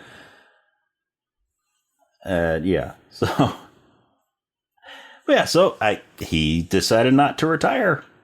Yep. And we don't see that conversation between him and his wife. Nope, we don't. Hopefully it ends okay. But that's where we end. Mm-hmm. Such a great movie. And the credits roll, and yeah. Yeah, it was, I mean, there were... Duvall's fantastic. Douglas fantastic. Douglas fantastic. If you haven't seen it, please watch it. Please watch it. There are excellent performances by everybody in this movie. Yes. I know we say that a lot, but it's also because we get to pick what movies we talk about. Yes. Yes. But I think this one in particular really is a bit above some of them. So. Yeah. This is one of those movies, I don't know why it took me so long to finally watch it. I hear you. And I'm glad I did. Because, I mean, Duvall was fantastic in it. Douglas was fantastic in it. Then, like, all the supporting characters were fantastic in it. What we missed, though, was the cake. Oh, the cake, yes. So, the cake, when Duvall is, when he's trying to leave, because he needs to go to Barbara Hershey's house. He needs to go to Beth's house. Then Lydecker. Oh, that's right. Says something. He insults his wife. He insults. That's right. Yeah, he insults Pendergast's wife. I forgot about that. And yes. so Pendergast just goes over and just punches him. Just knocks him down and then walks out. Yeah. And then, the rest of the movie plays out. But yeah. But yeah, such a strong movie. It's really, really good. Yeah. But yeah, I don't know if I have anything else to say. I don't either. So, if you enjoy what you're hearing, go ahead and check us out on our social media. We are on Facebook and Instagram and Threads. It is Rob and Tony's Cinematic Adventure. The and is spelled out, A-N-D. It's not ampersand like in the name of the podcast. We are also on X or Twitter. That is R&T Cinematic. And you can also check out our Letterboxd, where you can see some of our reviews we've done on various movies. Some we've done on the podcast, and we haven't done. Some we will do, some we won't do. But that is Cine Adventure or Cine Adventure, C-I-N-E Adventure. And then you can also send us an email at robandtonyscinematicadventure@gmail.com. Once again, the and is spelled out. It's not an ampersand like the name of the podcast.